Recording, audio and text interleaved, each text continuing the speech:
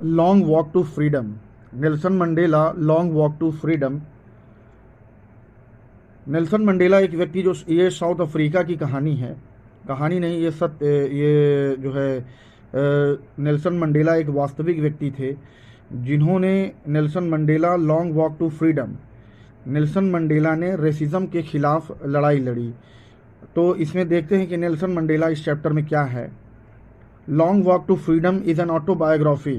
Long walk to freedom is an autobiography written by South African President Nelson Mandela and first published in 1994 by Little Brown.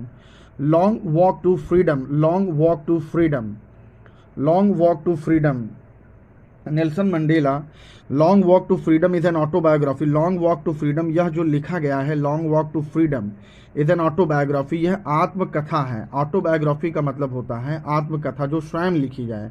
तो यह written by South African president Nelson Mandela के द्वारा long walk to freedom लिखा गया है। तो इस line का मतलब यही है, long walk to freedom is an autobiography. Long Walk to Freedom is an autobiography written by South African President Nelson Mandela and first published in 1994 by Little Brown।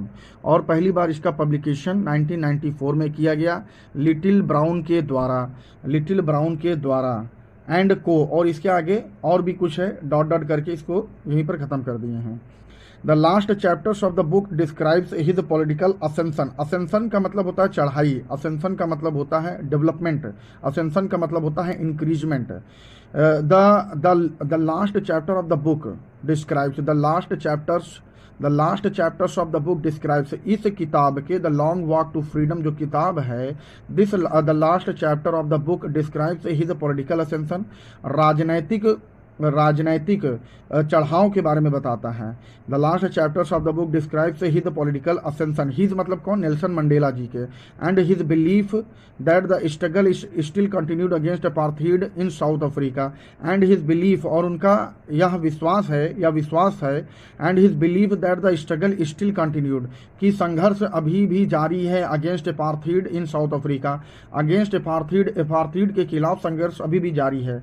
अब इसमें जो अपार्थीड शब्द है, अपार्थीड शब्द है, ये शब्द जानने और समझने लायक है। अपार्थीड का मतलब होता है रेशियल सेग्रीगेशन, अपार्थीड का मतलब होता है रेशियल सेग्रीगेशन, और रेस का मतलब होता है नस्ल, और सेग्रीगेशन का मतलब होता है अलगाव।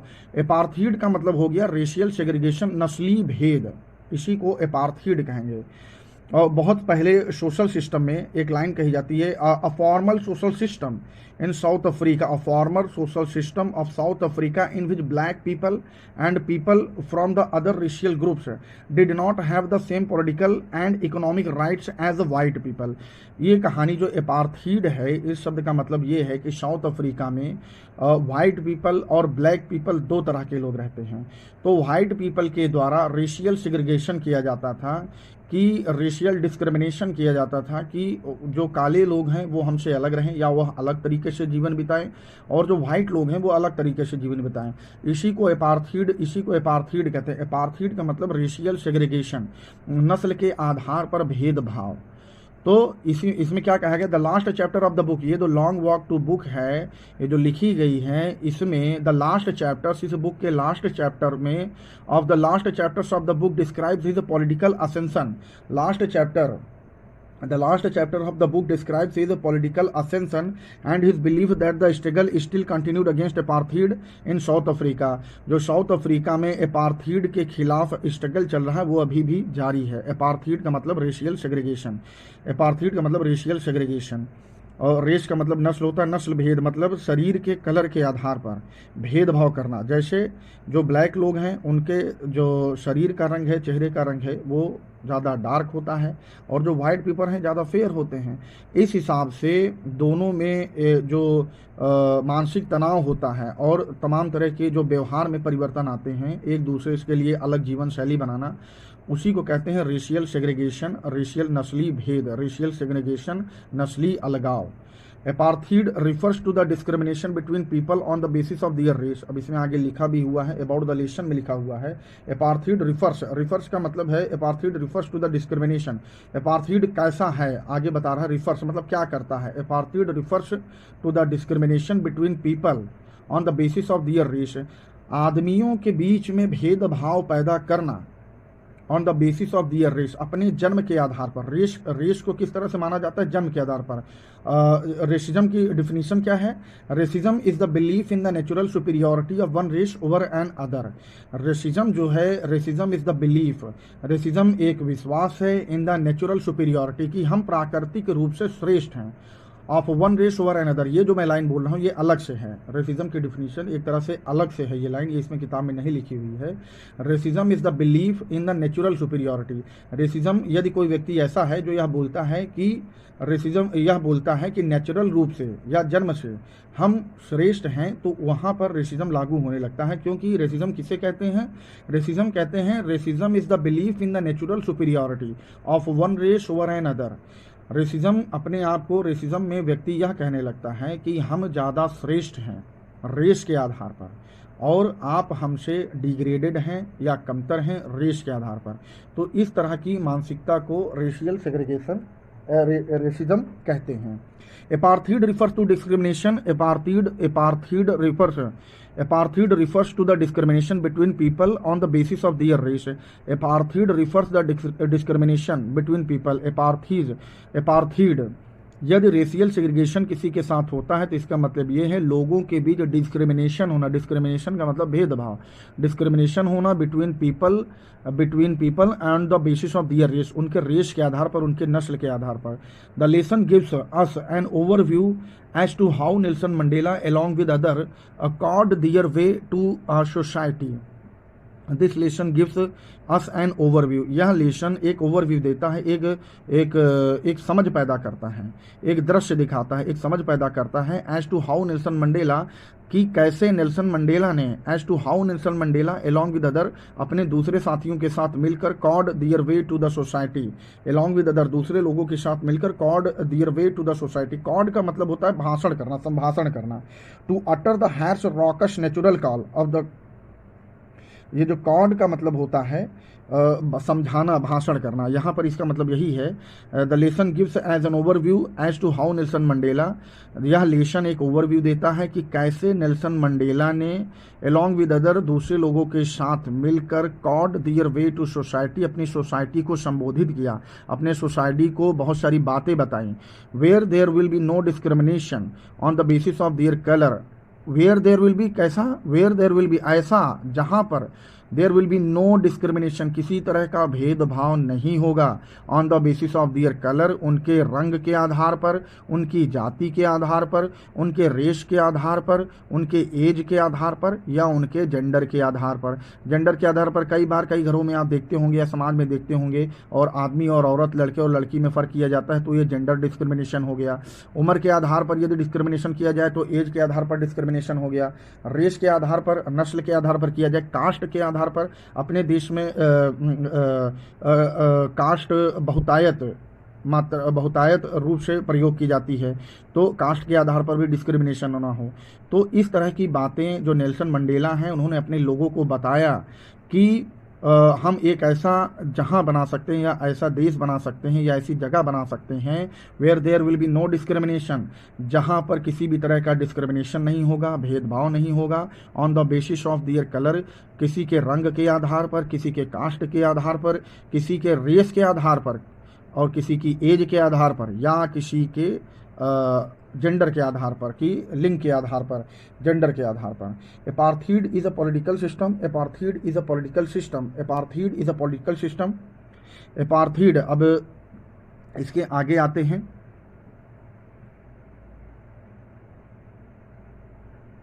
एपार्थीड is a political system, apartheid is a political system, apartheid is a political system, Apartheid is a political system. Apartheid is a political system that separates the people according to their race. Before you read, इसमें लिखा हुआ है, मतलब कि chapter पढ़ने से पहले आप कुछ बातें जान लें। Apartheid is a political system that separates the people according to their race.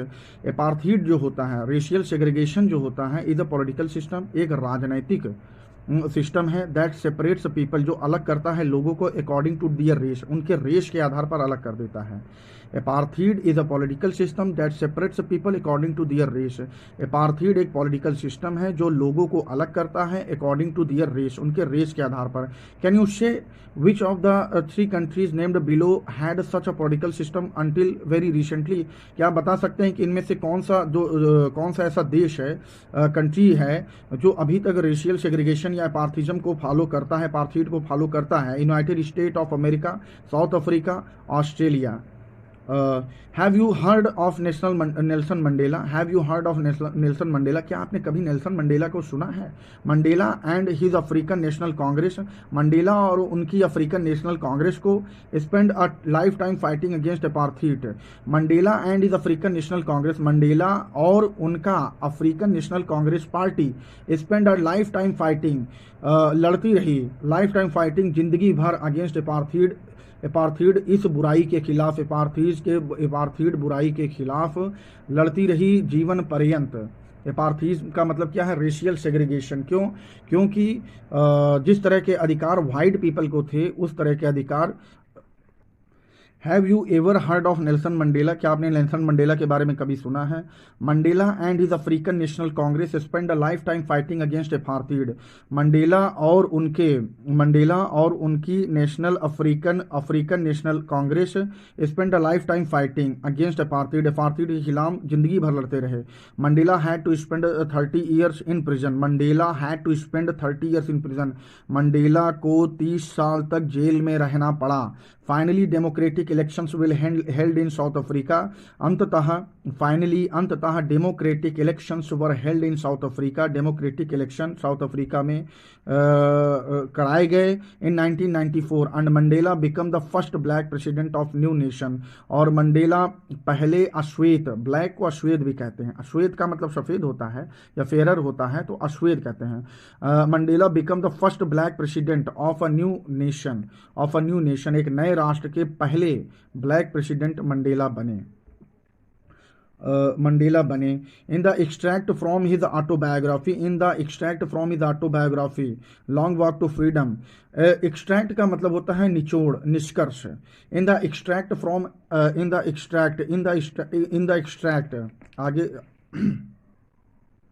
आगे पढ़ते हैं। In the extract from his autobiography, long walk to freedom, ये जो लॉन्ग वॉक टू फ्रीडम जो मंडेला के द्वारा उनकी ऑटोबायोग्राफी लिखी गई है, इसके एक्सट्रैक्ट से मतलब इसका निचोड़ निकाला गया, इसमें कुछ मुख्य बातें निकाली गई, इसी वजह से एक्सट्रैक्ट शब्द इस्तेमाल हुआ है। In this extract from his autobiography long walk to freedom, Mandela speaks about, क्या बोलते हैं? In this extract from his autobiography long walk to freedom, जो लॉन्ग वॉक टू फ्रीडम है इनकी ऑटोबायोग्राफी से लिया गया है। इसमें क्या कहा गया है? Mandela speaks about a historical occasion. Mandela एक ऐतिहासिक ओकेजन की बात कर रहे हैं। ओकेजन मतलब पर्व। द इनॉग्रेशन का मतलब उद्घाटन। Mandela speaks about a historic occasion, the inauguration की बात कर रहे हैं। इनॉग्रेशन मतलब कि जब मंडेला ने जब ये रंग भेद की नीति खत्म हुई और मंडेला प्रेसिडेंट बने तो एक बहुत बड़ा समारोह देश के द्वारा रखा गया, उसी को इनॉग्रेशन कह रहे हैं, उसी को संबोधित कर रहे हैं।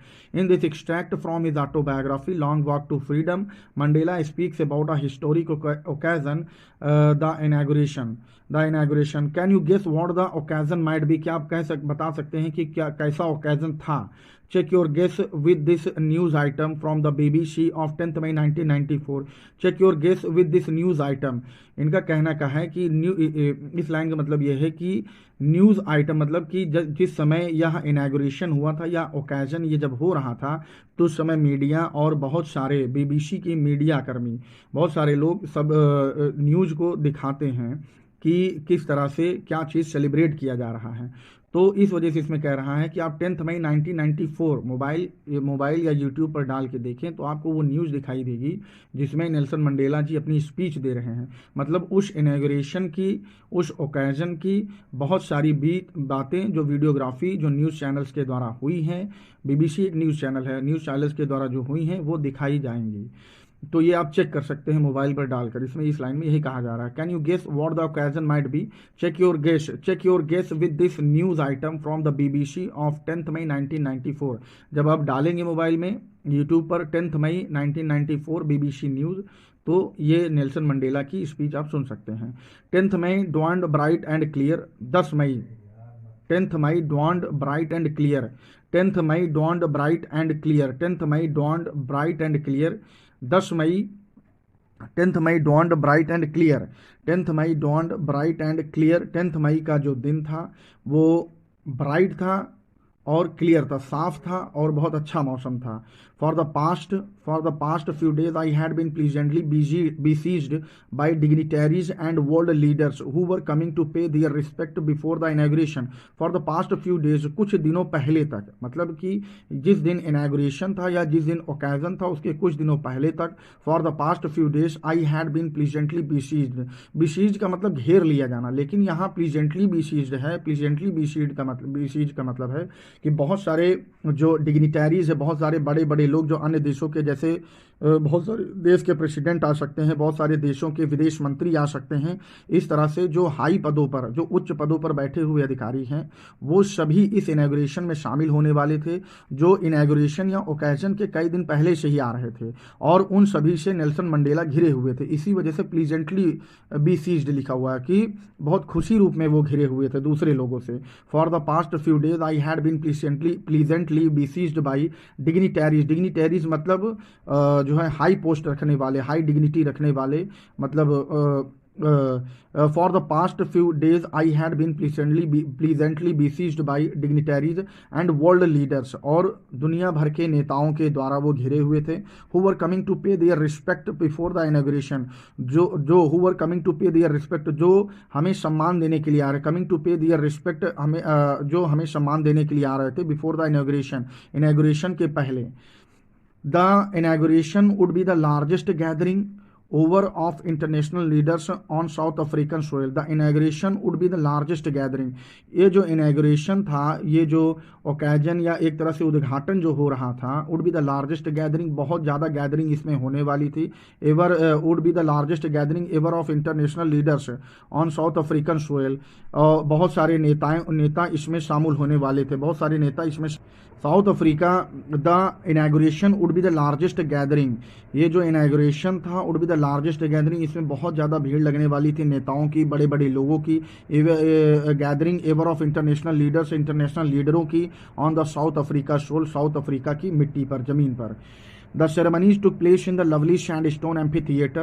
lovely sandstone, the ceremonies took place, जो सेरेमनी थी, जो पर्व था, उसको took place in the lovely sandstone amphitheater। Amphitheatre का मतलब एक बड़ा हाल जहाँ लोग, बहुत सारे लोग इकट्ठा होते हैं, उसके लिए एम्फीथिएटर प्रयोग करते हैं। ऑडिटोरियम भी इसके लिए प्रयोग कर सकते हैं, auditorium. The ceremonies take place in the lovely sandstone amphitheatre. Lovely sandstone amphitheatre मतलब ये एक जगह का नाम है। लवली सैंडस्टोन एम्फीथिएटर एक जगह का नाम है। सैंडस्टोन मतलब पत्थरों का या संगमरमर का किसी तरह की नक्काशी की गई होगी, इसीलिए लवली सैंडस्टोन लिखा है। सैंडस्टोन का मतलब होता है जैसे अपने देश में अवसाद चट्टाने, अग्नेय चट्टाने, इस तरह की अरावली की चट्टाने, इस तरह चट्टाने पाई जाती हैं जहाँ से खुदाई करके बहुत सारे संगमरमर बनाए जाते हैं, तो ये, और उन संगमरमर से बहुत सारे भवन बनाए जाते हैं। तो ये एम्फीथिएटर ऐसे ही किसी लवली सैंडस्टोन से बना होगा, इस वजह से इसमें लिखा हुआ है lovely sandstone amphitheatre. The ceremonies took place in the lovely sandstone amphitheatre. The ceremonies took place, जो सेरेमनी है उसका जो व्यवस्था है, जो पर्व है, सेरेमनी है, the ceremony took place in the lovely sandstone amphitheatre. Lovely sandstone amphitheatre में किया जा रहा था। यह जो पर्व है वह लवली सैंडस्टोन एम्फीथिएटर में मनाया जा रहा था। Formed by the union buildings, और ये जो सैंडस्टोन एम्फीथिएटर है ये किसके द्वारा बनाया गया है? यूनियन बिल्डिंग्स इन प्रेटोरिया। प्रेटोरिया में यूनियन बिल्डिंग्स के द्वारा इसे बनाया गया है। The ceremonies took place in the lovely sandstone amphitheater formed by Union buildings in Pretoria. For decades, this had been the seat of white supremacy.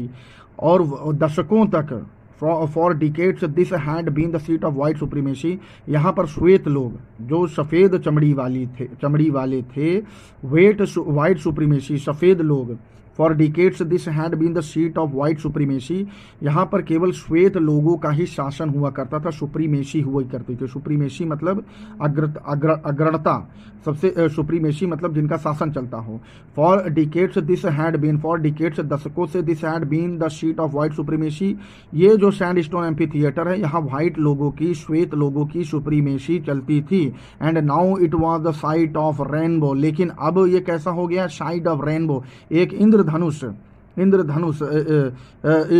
And now it was the sight of rainbow. जैसे बरसात होती है तो जो rainbow निकलता है, rainbow में बहुत सारे कलर्स होते हैं। तो यह कह रहा है कि लेकिन अब ये इसमें व्हाइट सुप्रीमेसी केवल नहीं रह गई है, इसमें बहुत सारे कलर शामिल हो गए हैं। And now it was the sight of rainbow, rainbow का मतलब है जो वर्षा में धनुष निकलता है, उस तरह हो गया है।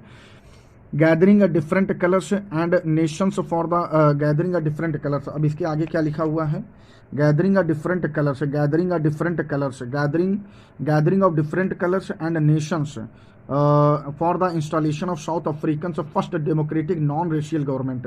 गैदरिंग ऑफ डिफरेंट कलर्स, ये जो तरह तरह के लोग यहाँ पे आए हुए हैं, हर तरह के लोग यहाँ पर आए हुए हैं, एंड नेशंस, और हर तरह का देश यहाँ पे आया हुआ है। For the installation of South African first democratic, south Africa की पहली लोकतांत्रिक और नॉन रेशियल अनस्ल भेदी गवर्नमेंट को स्थापित करने के लिए, इंस्टॉलेशन मतलब स्थापित करने के लिए इतने सारे लोग अलग अलग देशों से, अलग अलग रूप रंग के अलग अलग देशों से लोग आए हुए हैं साउथ अफ्रीका की पहली लोकतांत्रिक नॉन रेशियल गवर्नमेंट की स्थापना के लिए। इंस्टॉलेशन मतलब स्थापना के लिए।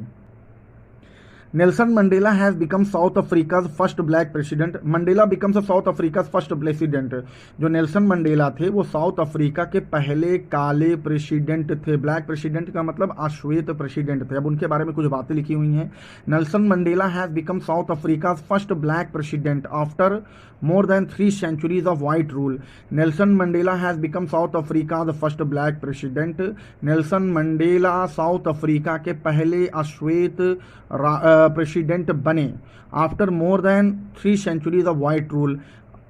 कितने समय के बाद, 3 सेंचुरीज बीतने के बाद, 3 सेंचुरीज व्हाइट रूल चला, श्वेत लोगों का शासन चला। उसके जब 3 सेंचुरी बीत गई तब जाके नेल्सन मंडेला साउथ अफ्रीका के पहले अश्वेत प्रेसिडेंट बने।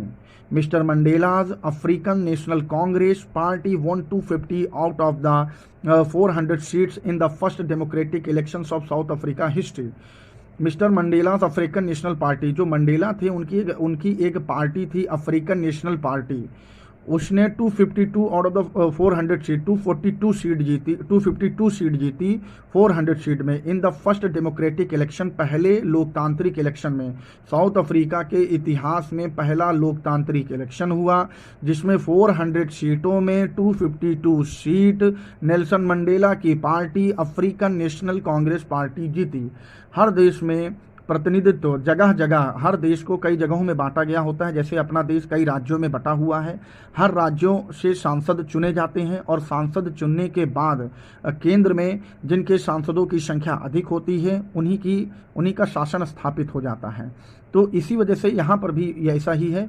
400 सीट थी जिसमें 242 मंडेला की पार्टी जीतती है, जिसकी वजह से वो प्रेसिडेंट, पहले अश्वेत प्रेसिडेंट बनते हैं। The inauguration ceremony took place in the Union Buildings Amphitheater. The inauguration ceremony, जो उद्घाटन सेरेमनी था, ये जो लोकतांत्रिक देश का पहला लोकतांत्रिक जो इलेक्शन हुआ था, डेमोक्रेटिक इलेक्शन हुआ था, उसके बाद जो जीत हुई थी, जीत होने के बाद खुशी मनाना, पर्व मनाना, इन सब का जो त्यौहार है उसके लिए the inauguration ceremony took place in the union buildings amphi theatre. Union building amphi theatre में यह सेरेमनी मनाई गई इन प्रेटोरिया में। Today attended by politicians and dignitaries from more than 140 countries around the world. और अटेंडेड पॉलिटिशियंस, बहुत सारे politicians ने इसमें भाग लिया। डिग्निटरीज मतलब प्रतिष्ठापूर्ण व्यक्तियों ने, डिग्निटरीज मतलब ऊंचे ऊंचे पदों पर और कई बहुत अच्छी सोच रखने वाले। डिग्निटरीज का मतलब बहुत ऊंचे ओहदों पर रहने वाले और सम्मान पाने वाले व्यक्ति। इसीलिए डिग्निटरी शब्द यूज हुआ है।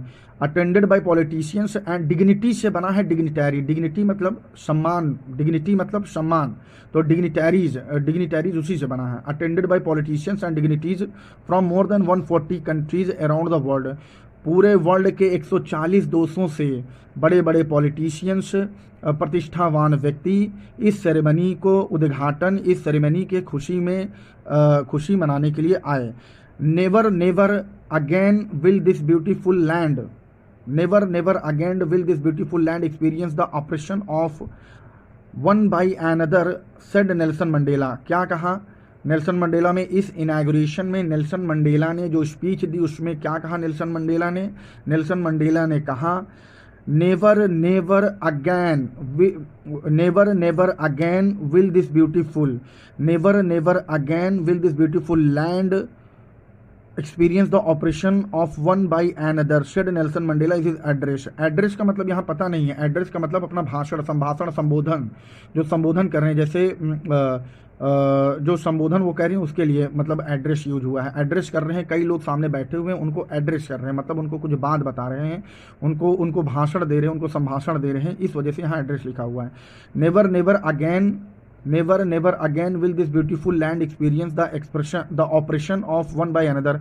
अब कभी भी यहाँ साउथ अफ्रीका की ब्यूटीफुल धरती, सुंदर धरती कभी भी ऑपरेशन दमन अनुभव नहीं करेगी, कोई भी एक दूसरे के साथ दमन नहीं करेगा। यह जो साउथ अफ्रीका की धरती है अब कभी भी ऑपरेशन दमन का अनुभव नहीं करेगा, ऑफ वन बाई अनदर, किसी एक के द्वारा दूसरे व्यक्ति पर किया जाना। जो ऑपरेशन, जो दमनकारी नीतियां अपनाई जाती थी, नेल्सन मंडेला अपने भाषण में कह रहे हैं कि अब कोई भी दमनकारी व्यक्ति, एक व्यक्ति दूसरे व्यक्ति पर दमन नहीं करेगा इस साउथ अफ्रीका की सुंदर धरती पर। Jubilant scenes of the state, Jubilant मतलब उत्साहपूर्वक, खुशीनुमा, जुबिलैंट मतलब उत्साहपूर्वक, खुशीनुमा, जुबिलैंट मतलब उल्लासित, आनंद करने वाला, मतलब बहुत खुशीनुमा। जब पहला लोकतांत्रिक रूप से सरकार चुनी गई तो नेल्सन मंडेला प्रेसिडेंट बनने के बाद लोग खुशियां मना रहे थे, इसीलिए लिखा हुआ है जुबिलैंट सीन्स।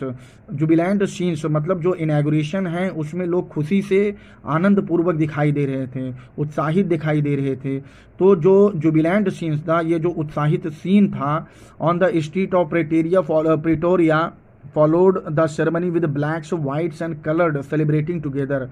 ये जो जुबिलैंट सीन स्ट्रीट्स, प्रेटोरिया की स्ट्रीट में दिख रहा था, followed the ceremony with blacks, और ये सेरेमनी में कौन कौन लोग शामिल हुए, कौन कौन लोग इसके साथ खुशी मना रहे थे? विद ब्लैक्स, ब्लैक मना रहे थे खुशी, वाइट्स जो अश्वेत थे वे मना रहे थे, जो श्वेत थे वे मना रहे थे, and coloured celebrating together, and coloured celebrating, और सभी तरह के लोग आपस में जो है सेलिब्रेट कर रहे थे। More than 1 lakh South African man, more than 1 lakh South African man, women and children of all races, लगभग 1 लाख से अधिक साउथ अफ्रीका के आदमी, औरत, बच्चे, ऑफ ऑल रेसेस, ऑफ सभी तरह के नस्ल के लोग, sang and danced with Joy, गा रहे थे आपस में और नाच रहे थे खुशी से, विद जॉय गा रहे थे और नाच रहे थे खुशी से। In a column A are some expression, इसके आगे एक्टिविटी दी हुई है, क्या एक्टिविटी है?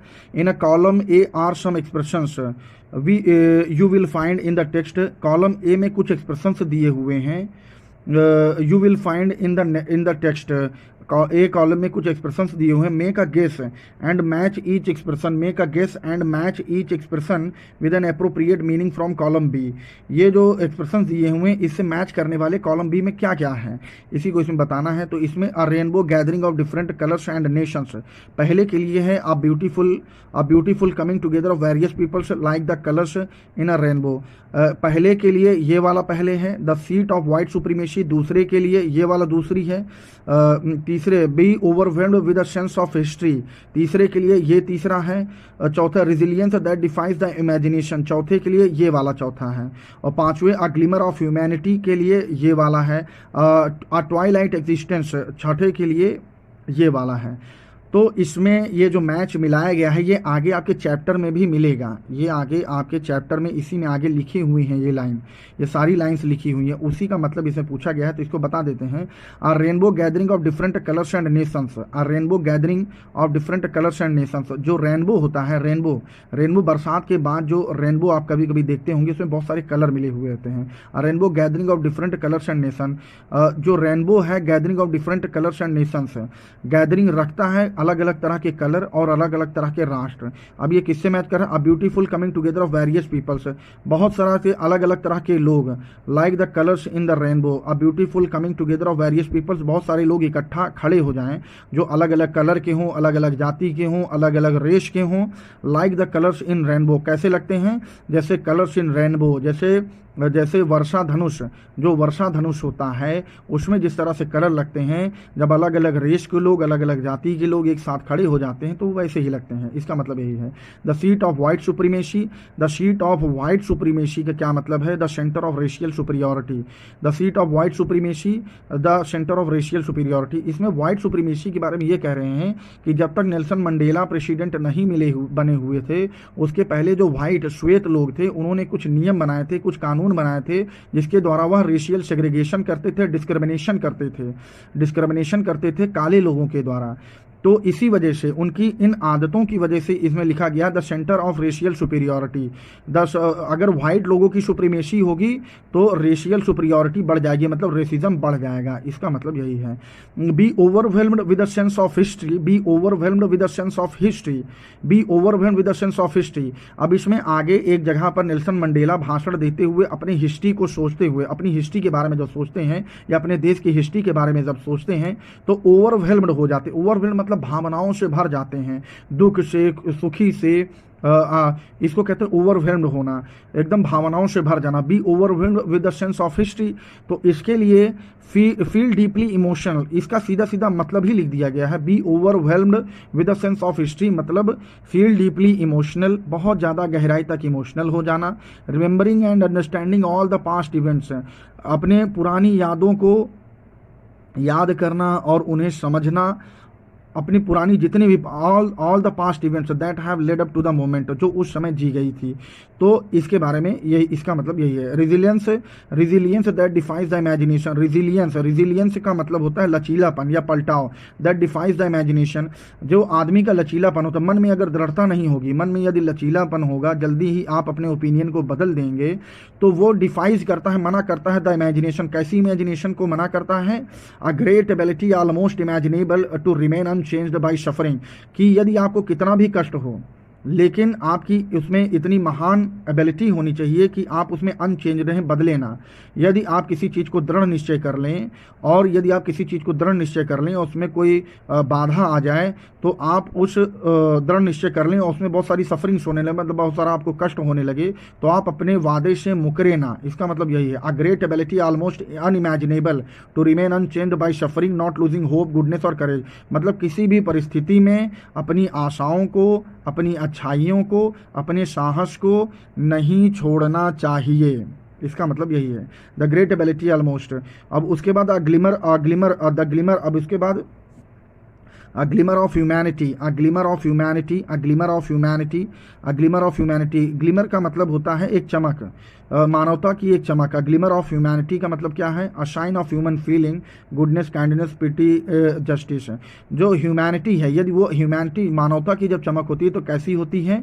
a sign of human feeling, आदमी अच्छा होता है, kindness. Glimmer of humanity, a glimmer of humanity, a glimmer of humanity का क्या होगा? A sign of human feeling, a glimmer of humanity, a sign of human feeling, goodness, kindness, pity, justice, etc। twilight existence, twilight का मतलब होता है सांझ गोधूली, सांझ का समय को ट्वाइलाइट कहते हैं, जहाँ पर धुंधला दिखाई देता है। A twilight existence, a half secret life, like a life lived in the fading light between sunset and darkness. A twilight existence, twilight का मतलब होता है कि एक धुंधला सा जो दिखाई दे, एक धुंधला सा एग्जिस्टेंस हो जाए, एक धुंधला सा अस्तित्व हो जाए आदमी का। यदि आदमी का धुंधला सा अस्तित्व हो जाए तो कैसा होता है? अब इसमें ये होता था कि जो रेशियल सेग्रीगेशन होता था या जो रेसिज्म होता था, उसमें ब्लैक लोगों को उनके परिवार से अलग कर दिया जाता था, और अलग कर देने पर क्या होता था, वह आदमी गुमनामी की ज़िंदगी जीने लगता था। तो वह ऐसा सोचता था, द हाफ सीक्रेट लाइफ, उसकी लाइफ सीक्रेट से भर जाती थी कि मेरे साथ ऐसा क्यों हो रहा है। तो the half secret life like a life lived in the fading light, और उसका जीवन कैसे हो जाता था, जैसे फेडिंग लाइट, कम होती हुई प्रकाश की ज़िंदगी हो जाती थी उसकी, जैसे कम प्रकाश में कोई जीवन जिए इस तरह से उसकी ज़िंदगी हो जाती थी। Between sunset and darkness, between sunset and darkness, शाम को जब सूर्य अस्त होने वाला होता है और अंधेरा आने वाला होता है, उसके बीच का जो समय होता है वो धुंधला सा दृश्य होता है। आप शाम को देखेंगे तो आपको लगेगा कि हमको दिख भी रहा है, नहीं भी दिख रहा है। तो ज़िंदगी भी ऐसी ही हो जाती थी। क्योंकि जो लोग हक अधिकार की बात करते थे, तो जो श्वेत सुप्रीमेसी, जो वाइट सुप्रीमेसी होती थी, वो ऐसे ब्लैक लोगों को उनके परिवार से दूर कर देते थे और अलग ज़िंदगी रहने पर मजबूर करते थे, जिसके कारण उनकी जिंदगी शाम के समय जिस तरह धुंधलापन होता है, उसी तरह उनकी ज़िंदगी में भी धुंधलापन आ जाता था। ऑन दैट लवली ऑटम, अब ये कौन सा, अब इसके आगे क्या बता रहे हैं, इनॉग्रेशन के दिन का समय बता रहे हैं। ऑन दैट लवली ऑटम, बहुत सही मौसम था। On that lovely autumn day, बहुत समय, पतझड़ का मौसम, ऑटम मतलब पतझड़ होता है, ऑटम का मतलब पतझड़ होता है, ऑटम का मतलब पतझड़ होता है। On that lovely autumn day, बहुत ही सही पतझड़ का दिन था। On that lovely autumn day I was accompanied by my daughter Zenani, मैं अपनी डॉटर के साथ था। I was accompanied by my daughter Zenani, मैं अपनी डॉटर जेनानी के साथ था। Accompanied by along with, I was accompanied by my daughter Zenani, मैं अपनी डॉटर जेनानी के साथ था। On the podium Mr de Klerk was first, on the podium, podium मतलब मंच, मंच पर जैसे कोई सेरेमनी हो रही या किसी तरह का उत्सव हो रहा है तो मंच तो बनाया ही जाता है, तो उसी तरह मंच पर on the podium Mr de Klerk was first sworn as a second deputy president, Mr de Klerk ने शपथ ली डिप्टी प्रेसिडेंट, सेकंड प्रेसिडेंट के रूप में। The Thabo Mbeki was sworn in as the first deputy president, और first deputy president के रूप में थैबो मिब्की ने शपथ ली। When it was my turn, जब मेरा समय आया, नेल्सन मंडेला क्या कह रहे हैं, when it was my turn, जब मेरा टर्न आया, I pledge to obey the uphold the constitution and to devote myself to the well-being of republic and its people। तो उन्होंने I pledge मतलब उन्होंने स्वार्ण मतलब भी शपथ लिया, pledge मतलब भी प्रतिज्ञा किया, संकल्प किया। I pledge to obey When it was my turn, जब मेरा टर्न आया, I pledge to obey, मैंने शपथ लिया ओबे पालन करने के लिए, अपहोल्ड द कॉन्स्टिट्यूशन, हमारे जो लोकतांत्रिक देश का जो कॉन्स्टिट्यूशन है कि मैं उसका पालन करूंगा, and to devote myself, और मैं अपने को अर्पित करता हूं, टू द वेल बीइंग, मैं अपने आप को समर्पण करता हूं, to the well being of the republic and its possible, to the well being of the republic and its people, और अपने आप का अर्पण कर दिया, अपने आप को समर्पित किया कि मैं अपने इस लोकतांत्रिक देश के अच्छाइयों के लिए, वेल बीइंग मतलब इसकी शुभकामनाओं के लिए या इसका भविष्य अच्छा रहे, इसके लिए अपने आप को समर्पित करता हूँ, इस अपने रिपब्लिक देश के लिए और अपने लोगों के लिए, and its people. To the assembled guest and the watching world I shed, और जितने भी लोग असेंबल्ड मतलब इकट्ठा हुए और जितने भी मेहमान यहाँ पर इकट्ठा हुए हैं, एंड द वॉचिंग वर्ल्ड, और जो पूरी देश दुनिया के लोग जो देख रहे हैं, आई शेड मैं उनसे कहना चाहता हूँ, today all of us do by our presence here confer glory and hope to new born liberty। Today all of us do by our presence here, today all of us do by our presence here, today all of us do by our presence here, आज हम लोग यहाँ पर जो उपस्थित हुए हैं अपनी उपस्थिति के द्वारा क्या प्रदान कर रहे हैं, ग्लोरी प्रदान कर रहे हैं, एंड होप आशा प्रदान करते हैं, टू न्यू बॉर्न लिबर्टी, ये जो नई लिबर्टी हमें मिली है, नई आज़ादी मिली है, इसके लिए हम इसके ग्लोरियस भविष्य, इसके ग्लोरियस फॉर्च्यून के लिए होप करते हैं, आशा करते हैं। Out of the experience of an extraordinary human disaster that lasted too long, out of the experience इतने out of an extraordinary human disaster, इतने सारे एक्स्ट्रा ऑर्डिनरी मतलब असाधारण, ह्यूमन डिजास्टर मतलब आपदा होता है, मानवीय आपदा क्या है, जिस तरह का रेशियल डिस्क्रिमिनेशन होता था, आपस में बैर रहता था वाइट पीपल और ब्लैक पीपल के बीच, तो उन्हीं को लेकर कहा जा रहा है out of the experience of an extraordinary human disaster. Out of the experience इतने सारे अनुभव, कैसे अनुभव, एक्स्ट्रा ऑर्डिनरी असाधारण मानवीय आपदाओं, दैट लास्टेड टू लॉन्ग जो बहुत समय तक चलता रहा, ऐसी आपदाएं, ऐसी बुरी चीजें, एक्स्ट्रा ऑर्डिनरी ह्यूमन डिजास्टर असाधारण मानवीय बुरी चीजें या आपदा, out of the experience of an extraordinary human disaster, out of the experience of an extraordinary human disaster that lasted too long जो बहुत समय तक चलता रहा, और इसके चलने की वजह से must be born a society of which ऐसी सोसाइटी को पैदा होना ही था, must be born a society of which all humanity will be proud, ऐसी सोसाइटी इतने सारे दमन के बाद, इतने सारे डिजास्टर के बाद, इतने सारी मानवीय डिजास्टर के बाद जो आपस में हम सब बैर रखते थे, इसके बाद इस तरह की must be born a society, इस तरह की सोसाइटी का जन्म होना ही था, ऑफ विच ऑल ह्यूमैनिटी जिसमें सभी मानव विल बी प्राउड सभी मानवों को गर्व होना चाहिए, ऐसा समाज पैदा होना ही था। We who are outlaws not so long ago, we who are outlaws not so long ago have today been given the rare privilege to be host to the nations of the world on our own soil. We who were outlaws not so long ago, हम वे लोग थे जो बहुत पहले नहीं, बहुत समय पहले नहीं, बल्कि कुछ ही साल पहले, वी हु आर हम वो लोग थे, आउटलॉज नॉट सो लॉन्ग एगो जो कुछ समय पहले आउटलॉज हुआ करते थे, मतलब कि एक आपराधिक प्रवृत्ति के लोग हुआ करते। यहाँ अपराधी कहने का मतलब है कि जो अपने हक अधिकार की बात करता था उसके लिए इस तरह का कोई नियम कानून नहीं था कि उसके समर्थन में हो, उसे अपराधी ही समझा जाता था। तो ये कह रहे हैं we who are outlaws not so long ago, हम अभी बहुत समय नहीं हुआ है कि जब हम आउटलॉज कहलाए जाते थे, अपराधी कहलाए जाते थे। Have today been given the rare privilege, आज ऐसी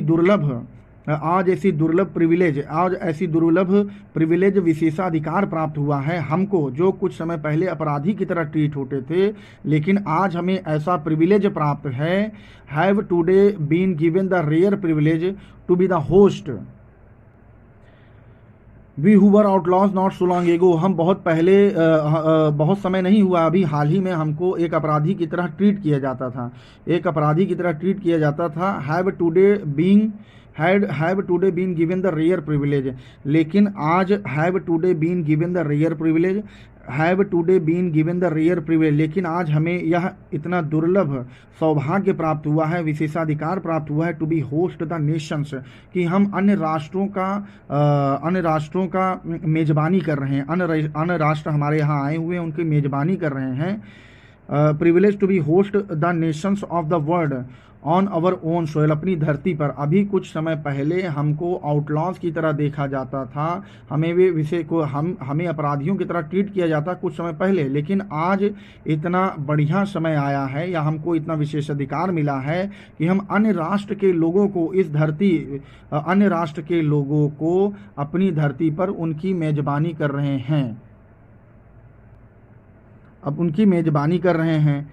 We thank all of our distinguished international guests for having come to take a position with the people of our country. We thank all of our distinguished international guests.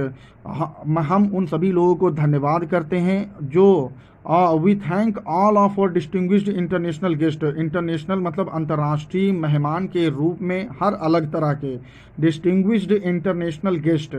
We thank of all our distinguished international guest, जो भी अंतर्राष्ट्रीय मेहमान आए हुए हैं, for having come to take position. अब यहाँ पर इस सेरेमनी में, इस ओकेजन में, इस इनॉग्रेशन में जो भी इंटरनेशनल मेहमान हमारे यहाँ आए हुए हैं, position with the people of our country, हमारे लोगों के साथ मिलकर जो भी यहाँ पर मेहमान आए हुए हैं, of what is after all a common victory for justice, for piece, for human, for dignity, वो उन सभी लोगों के लिए after all a common victory, ये एक कॉमन जीत है, यह एक कॉमन विजय है, फॉर जस्टिस न्याय के लिए, फॉर पीस शांति के लिए, फॉर ह्यूमन डिग्निटी मानव उच्चता के लिए, डिग्निटी मतलब सम्मान, मानव सम्मान के लिए, We thank all of our distinguished international guests for having come to take a position with the position with the people of our country of what is after all a common victory for justice, for peace, for human dignity. अब इसके आगे Nelson Mandela क्या कहते हैं? We have at least achieved our political emancipation, we have at last achieved our political emancipation, we have at last achieve, हमने अंततः प्राप्त ही कर लिया, अवर पॉलिटिकल इमेंसिपेशन, राजनैतिक मुक्ति हमने प्राप्त ही कर ली. We pledge ourselves to liberate all our people from the continuing bondage. We pledge ourselves, हम सब शपथ लेते हैं अपने आप से, to liberate all our people, अपने सभी लोगों को आज़ाद करने के लिए, अपने सभी लोगों को आज़ाद करने के लिए, फ्रॉम द कंटिन्यूइंग बॉन्डेज, लगातार दासता से, लगातार बंधन से, ऑफ पॉवर्टी, गरीबी के बंधन से, लगातार बंधे हुए गरीबी के बंधन से आज़ाद करने के लिए. डेप्रीवेशन सफरिंग का मतलब है सफरिंग का मतलब है दुखों से, जो भी कष्ट उनको हो रहे हैं उससे आज़ादी दिलाने के लिए. जेंडर का मतलब है we pledge ourselves to liberate all our people, we pledge ourselves, हम अपने आप से शपथ लेते हैं, to liberate all our people, कि हम सभी अपने लोगों को टू लिबरेट आज़ाद करेंगे, from the continuing bondage of poverty, लगातार गरीबी की बंधन से, डेप्रीवेशन क्षति से, जो भी उनको नुकसान हुए हैं, सफरिंग कष्ट से, gender and other discrimination, gender discrimination और अदर जो भी डिस्क्रिमिनेशन हुए, उसमें रेशियल डिस्क्रिमिनेशन भी आ गया, उन सभी से हम अपने लोगों को आज़ाद करेंगे. Never and never again shall it be, कभी यहाँ इस तरह की बातें अब कभी नहीं होंगी जिस तरह से रेसिज्म होता था, जिस तरह से डिस्क्रिमिनेशन होता था. Never and never again shall it be, अब यह कभी नहीं होगा. That is the beautiful land will again experience the operation of one by another, that is the beautiful land will again experience. Never and never again shall it be that, यह कभी भी अब नहीं होगा कि this beautiful land, यहाँ हमारी जो धरती, इतनी खूबसूरत धरती है, विल अगेन एक्सपीरियंस, दोबारा यह अनुभव करे, operation of one by another, किसी दूसरे को दमन करना, मतलब कि एक व्यक्ति दूसरे व्यक्ति का दमन करे, इस तरह की बातें हमारी खूबसूरत धरती पर अब कभी नहीं होंगी. Never and never again shall it be. The sun shall never set on so glorious a human achievement. The sun shall never set on so glorious of human achievement. The sun shall never set on the so glorious of human achievement. The sun shall never set. The sun, इस सुंदर धरती पर एक दूसरे के द्वारा शोषण अब कभी नहीं होगा. Never and never again shall it be. Never the sun shall never set, और इस तरह की जो बातें हैं, अब यह जो सूर्योदय हो गया है आपस में मिलजुल कर रहने का, ये जो ह्यूमन अचीवमेंट हमको प्राप्त हुए, glorious, the sun shall never set on so glorious as human achievement, इस तरह की जो ह्यूमन अचीवमेंट है, ग्लोरियस मतलब पॉम्पस, मतलब शानदार, ग्लोरियस का मतलब शानदार, ये जो ग्लोरियस ह्यूमन अचीवमेंट हमको प्राप्त हुई है, इसका सूर्य कभी भी अस्त नहीं होगा. The sun shall never set on so glorious a human achievement. Let freedom reign, आज़ादी का साम्राज्य फैलने दीजिए. गॉड ब्लेस अफ्रीका, ईश्वर अफ्रीका को आशीर्वाद दे. लेट फ्रीडम रेन, आज़ादी का शासन हमेशा चलता रहे. लेट फ्रीडम रेन, आज़ादी का साम्राज्य होने दीजिए. गॉड ब्लेस अफ्रीका, ईश्वर अफ्रीका को आशीर्वाद दे. ईश्वर अफ्रीका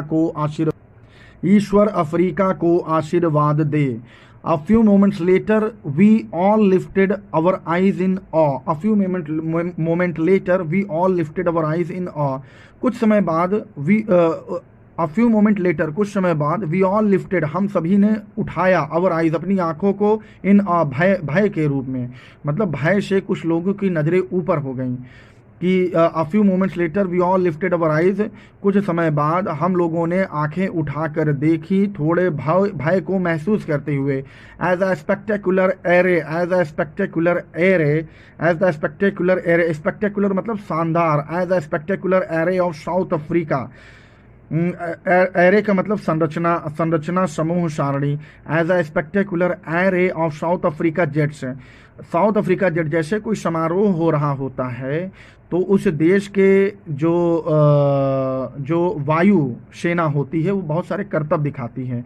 इसी तरह इसमें भी लिखा हुआ as a spectacular array of South African jets, जो साउथ अफ्रीका के जेट हैं वो एक व्यवस्था में शानदार तरीके से उड़ रहे हैं। जेट्स हेलीकॉप्टर्स भी उड़ रहे हैं। ट्रूप्स कैरियर्स, ट्रूप मतलब सेना होती है, troops carriers road in perfect formation over the union building, गरज रहे हैं in perfect formation. Perfect formation मतलब एक बढ़िया आकृति में, परफेक्ट मतलब निश्चित आकृति में, formation over the union buildings, union buildings के ऊपर, मतलब कि जहां सेरेमोनी हो रही है, जहां पर इनॉग्रेशन हो रहा है, वहां नीचे लोग बैठे हुए हैं और अचानक वायुसेना की जो साउथ अफ्रीकन जेट्स हैं, हेलीकॉप्टर्स हैं, सेनाओं के ट्रूप्स हैं, वो एक तरह से अपनी कला का प्रदर्शन कर रहे हैं।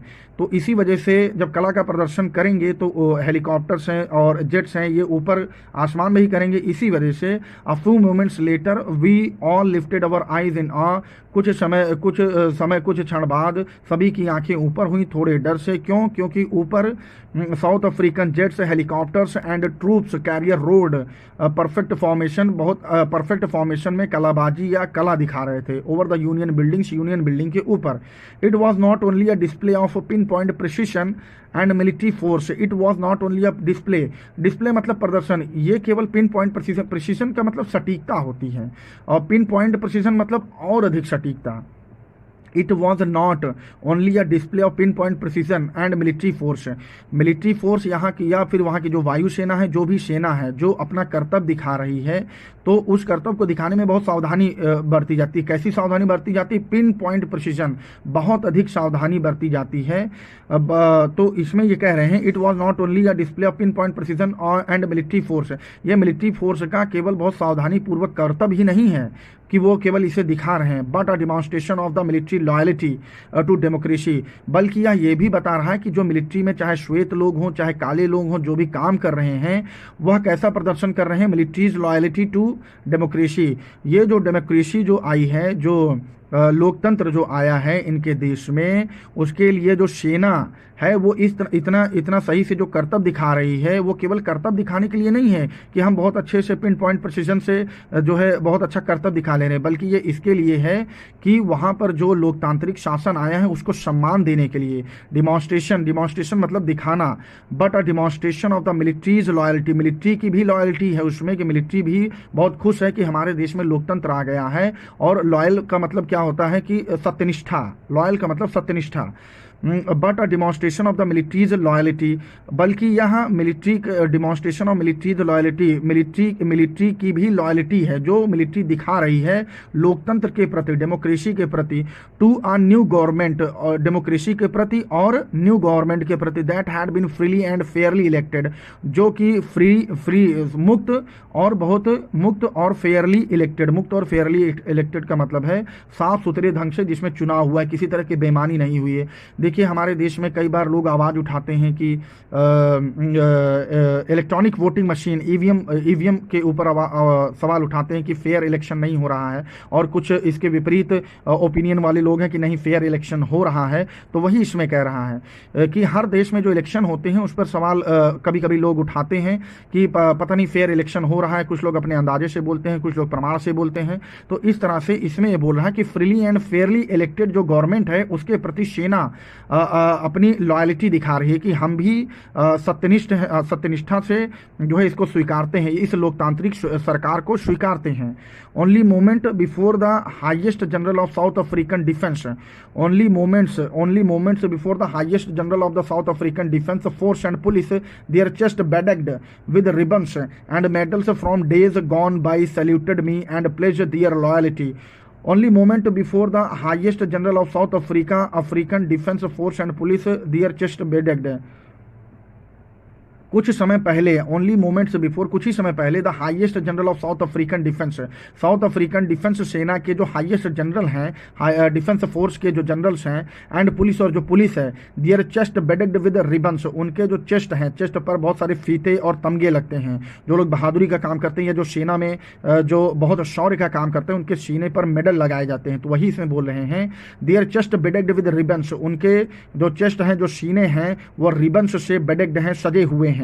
And medals from days gone by, और मेडल से सजे हुए, saluted me and pledged their loyalty, और मुझे सैल्यूट कर रहे हैं, saluted me and pledged, saluted me and pledged their loyalty, मुझे सैल्यूट कर रहे हैं और प्लेज्ड दियर लॉयल्टी, और सत्यनिष्ठा की सत्यनिष्ठा प्लेज्ड दियर लॉयल्टी, और अपने सत्यनिष्ठा की शपथ, सैल्यूट मी, मुझे सैल्यूट कर रहे हैं, प्लेज दियर लॉयल्टी, और अपनी लॉयल्टी दिखा रहे हैं। आई was not unmindful of the fact, मैं अभी भूला नहीं हूँ। I was not unmindful fact of the, I was not unmindful of the fact that not so many years before they would not have saluted but arrested me, मैं अभी भूला नहीं हूँ कि यही लोग जो मुझे अभी सलाम कर रहे हैं या मुझे सैल्यूट कर रहे हैं इस लोकतांत्रिक देश के प्रति, मैं अभी भूला नहीं हूँ। नॉट सो मेनी ईयर्स, बहुत समय पहले की बात नहीं है। They would not have saluted but arrested me, ये मुझे सैल्यूट तो नहीं करते थे लेकिन मुझे अरेस्ट जरूर कर लेते थे। ये लाइन जो लिखी गई है, ऐसी ही लाइन एक ऊपर भी लिखी गई थी, अगर आप लोगों को ध्यान हो। जो लाइन ऊपर लिखी गई थी वो मैं बता रहा हूँ, one who were outlaws not so long एगो, one who were outlaws, we who were outlaws not so long ago have today been given the rare privilege to be host to the nations of the world on our own soil। इस line का मतलब जो ऊपर अभी एक line आई थी, ये भी ऐसे ही सिमिलर लाइन थी। we who were outlaws, we who were outlaws, हम जो कि आपराधिक प्रवृत्ति के माने जाते थे, नॉट सो लॉन्ग एगो, बहुत पहले नहीं, have today been given the rare privilege, बल्कि और आज हमें यह दुर्लभ प्रिविलेज मिला हुआ है, दुर्लभ विशेषाधिकार मिला हुआ है, to be host the nations of the world, nations of the world and our own soil, अन्य राष्ट्रों को मेजबानी करने के लिए हमें यह अवसर मिला है। और वैसा ही सेंटेंस यहाँ भी लिखा गया है, I was not unmindful of the fact that, मैं अभी तक भूला नहीं था, I was not unmindful the fact of that, मैं अभी तक ये भूला नहीं था, not so many years before, बहुत सालों पहले की बात नहीं है, they would not have saluted, ये मुझे सैल्यूट तो नहीं करते थे, बट अरेस्टेड में, लेकिन मुझे अरेस्ट जरूर कर लेते थे। Finally a chevron of Impala jets left a smoke trail, और फिर जो सेना करतब दिखा रही है आसमान में, उसी के बारे में फिर से लिखा है, finally a chevron of Impala jet, chevron का मतलब होता है कड़ी, एक तरह की कड़ी। Finally a chevron of Impala jet, कोई इम्पाला जेट है उसकी एक व्यवस्था है, एक कड़ी है। लेफ्ट आई स्मोक, धुआं छोड़ रही है, left I smoke trail, left I smoke trail, trail का मतलब पट्टी, एक धुएं की पट्टी छोड़ रही, of the black red green, कौन कौन से कलर की छोड़ रही है, ब्लैक छोड़ रही है, रेड कलर की पट्टी बना रही है, ग्रीन कलर की पट्टी बना रही है, ब्लू कलर की पट्टी बना रही है, एंड गोल्ड कलर की पट्टी बना रही है, of new south African flag, और ये साउथ अफ्रीकन फ्लैग की तरह जो है ये है, मतलब कि जो इनॉग्रेशन है, जो सेरेमनी हो रहा है, उसमें ऊपर की तरफ बहुत सारे जेट्स उड़ रहे हैं और वो पीछे बहुत सारे कलर के धुएं छोड़ रहे हैं, और ये जो धुएं की पट्टी जो बन रही है ये साउथ अफ्रीकन फ्लैग के समान है। इसका मतलब यही है। The day was symbolized for me by the playing of our two, ये the day was symbolized, ये जो सेरेमनी का दिन है, ये जो इनॉग्रेशन का दिन है। अब इसके आगे देखते हैं, The day was symbolized for me by the playing of our two national anthems। यह जो दिन है यह मेरे लिए एक प्रतीक बन गया था। क्योंकि the day was symbolized for me by the playing of two national, क्योंकि दो नेशनल एंथम्स प्ले किए गए, चलाए गए। And the vision of whites singing Nkosi Sikelel in Africa, Nkosi Sikelel Africa, मतलब कि जो वाइट लोग थे वो कौन सा गाना गा रहे थे, कौन से एंथम गा रहे थे, कौन सा गान गा रहे थे, Nkosi Sikelel Africa. And blacks singing Die Stem, और जो काले लोग थे, जो अश्वेत लोग थे, वो डाई स्टेम गा रहे थे। And blacks singing Die Stem the old anthem of the republic, जो उस देश का ओल्ड एंथम था उसको गा रहे थे। दोनों लोग अलग अलग गा रहे थे। Although that day neither group knew the lyrics of the anthem, although यद्यपि उस दिन दोनों ग्रुप में से कोई भी new the lyrics of the anthem, जो एंथम हो रहा था, जो राष्ट्रीय गान हो रहा था, उसके लिरिक्स नहीं जानते थे। दे वंस डिस्पीज्ड, और जिससे वो नफरत भी करते थे, वे दोनों ही जिससे नफरत भी करते थे। Although that day neither group knew the lyrics of the anthem they once despised, जिससे वे नफरत भी करते थे। They would soon know the words by heart, लेकिन अब वह इसे बहुत जल्द ही बाय हार्ट याद कर लेंगे, बहुत अच्छी तरीके से याद कर लेंगे। इस लोकतांत्रिक देश के बनने के बाद अब दोनों मिलकर ही उसे बहुत अच्छी तरीके से याद कर लेंगे, एंथम को याद कर लेंगे। अब आगे बढ़ते हैं। On the day of the inauguration के दिन I was overwhelmed with a sense of history, मैं पुरानी हिस्ट्री को सोचता हूँ तो मैं भाव विभोर हो जाता हूँ। ओवरवेल्म्ड का मतलब भाव विभोर हो जाता। On the day of the inauguration के दिन I was overwhelmed with a sense of history, मैं भाव विभोर हो गया था हिस्ट्री, अपनी पुरानी हिस्ट्री को सोचकर, जब पुरानी हिस्ट्री को सोचकर। In the first decade of the 20th century के फर्स्ट डिकेड में, a few years after the bitter Anglo war, जो बहुत ही दुष्कर एंग्लो वॉर जो हुआ था उसके कुछ साल बाद, बिफोर माई ओन बर्थ, और मेरे जन्म के कुछ पहले। The white skinned peoples of South Africa patched up their differences and erected a system. The white skinned people, जो सफ़ेद चमड़ी वाले लोग थे या जो श्वेत लोग थे, the white skinned people of South Africa के सफ़ेद स्किन वाले लोग, सफ़ेद चमड़ी वाले लोग, patched up their differences and erected differences, मतलब कि जो डिफरेंस था, patched up their differences, patched up मतलब एक तरह से patched up their differences and erected a system. Patched up their differences मतलब कि एक तरह से अंतर को समझ लिया या सुलह कर लिया कि जो काले लोग हैं और जो श्वेत लोग हैं उनमें अंतर है। एंड इरेक्टेड अ सिस्टम, और एक ऐसा सिस्टम बनाया ऑफ रेशियल डोमिनेशन, जिसमें रेशियल के आधार पर डोमिनेट का मतलब ज़्यादा प्रभावी जो हो। जैसे वाइट लोग डोमिनेटिव थे अगेंस्ट द डार्क स्किन के लोगों के प्रति, people of their own land, और डार्क स्किन के लोग कौन थे, उन्हीं की ज़मीन थी। डार्क स्किन्ड पीपल की ज़मीन पर ही, डार्क स्किन्ड लोगों के ज़मीन पर ही वाइट स्किन्ड के लोग डोमिनेशन करते थे, अपना प्रभुत्व दिखाते थे, अपने आप को श्रेष्ठ बताते थे। इस लाइन में यही कहा गया है, मतलब कि यह जो समय अभी बताया गया कि after the bitter Anglo Boer war and before my own birth, और नेल्सन मंडेला के जन्म के पहले, the white skinned people of South Africa patched up their differences, जो वाइट स्किन्ड पीपल थे साउथ अफ्रीका के, patched up their differences and erected a system, ऐसा system बना लिया, फॉर्म्ड द बेसिस, ऐसा system differences and erected a system of racial domination, race के आधार पर व्यवहार करना, रेस के आधार पर दूसरे को निकृष्ट दिखाना, दूसरे को कमतर दिखाना, इस तरह का सिस्टम बना दिया था। The dark skinned people of their own land, किसके ऊपर बनाया था, डार्क स्किन्ड पीपल के ऊपर यह तरह के नियम बनाए थे। The structure that created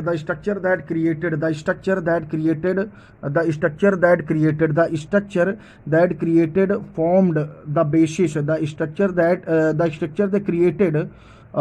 formed the basis of one of the harshest, और जो वाइट स्किन्ड पीपल थे, द स्ट्रक्चर द क्रिएटेड, जो स्ट्रक्चर उन्होंने बनाया था, कैसा बनाया था, the structure the created formed the basis of one of the harshest most in human societies the world has ever known, मतलब कि उन्होंने जो स्ट्रक्चर बनाया था वो ऐसा बनाया था, इस आधार पर बनाया था कि हार्शेस्ट मतलब कि बहुत ही कठिन था, हार्शेस्ट मतलब बहुत ही सख्त था, मोस्ट इनह्यूमन बहुत ही अमानवीय था, societies the world has ever known, ऐसी सोसाइटी उन्होंने बना दी थी, the world has ever known, जिसको ये जो दुनिया है कभी जानती होगी, मतलब इस तरह का बनाया कि कभी जानती ही नहीं होगी, ऐसी पूरी दुनिया ऐसा नहीं जानती होगी कि जिस तरह का उन्होंने हार्शेस्ट और इनह्यूमन सोसाइटी का निर्माण कर दिया था।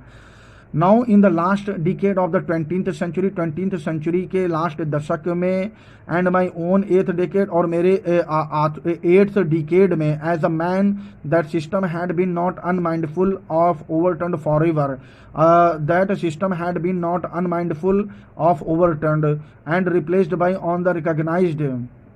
Now in the last decade of the 20th century अब last decade of the 20th century and my own 8th decade as a man that system had been not unmindful और overturned for ever. अब ये जो system बना हुआ है अब ये पूरी तरह से ख़त्म कर दिया जाता है और हमेशा के लिए भुला दिया जाएगा। एंड रिप्लेस्ड, और उसकी जगह पर replaced by one that recognise the rights and freedoms of all peoples regardless of the colour of the skin.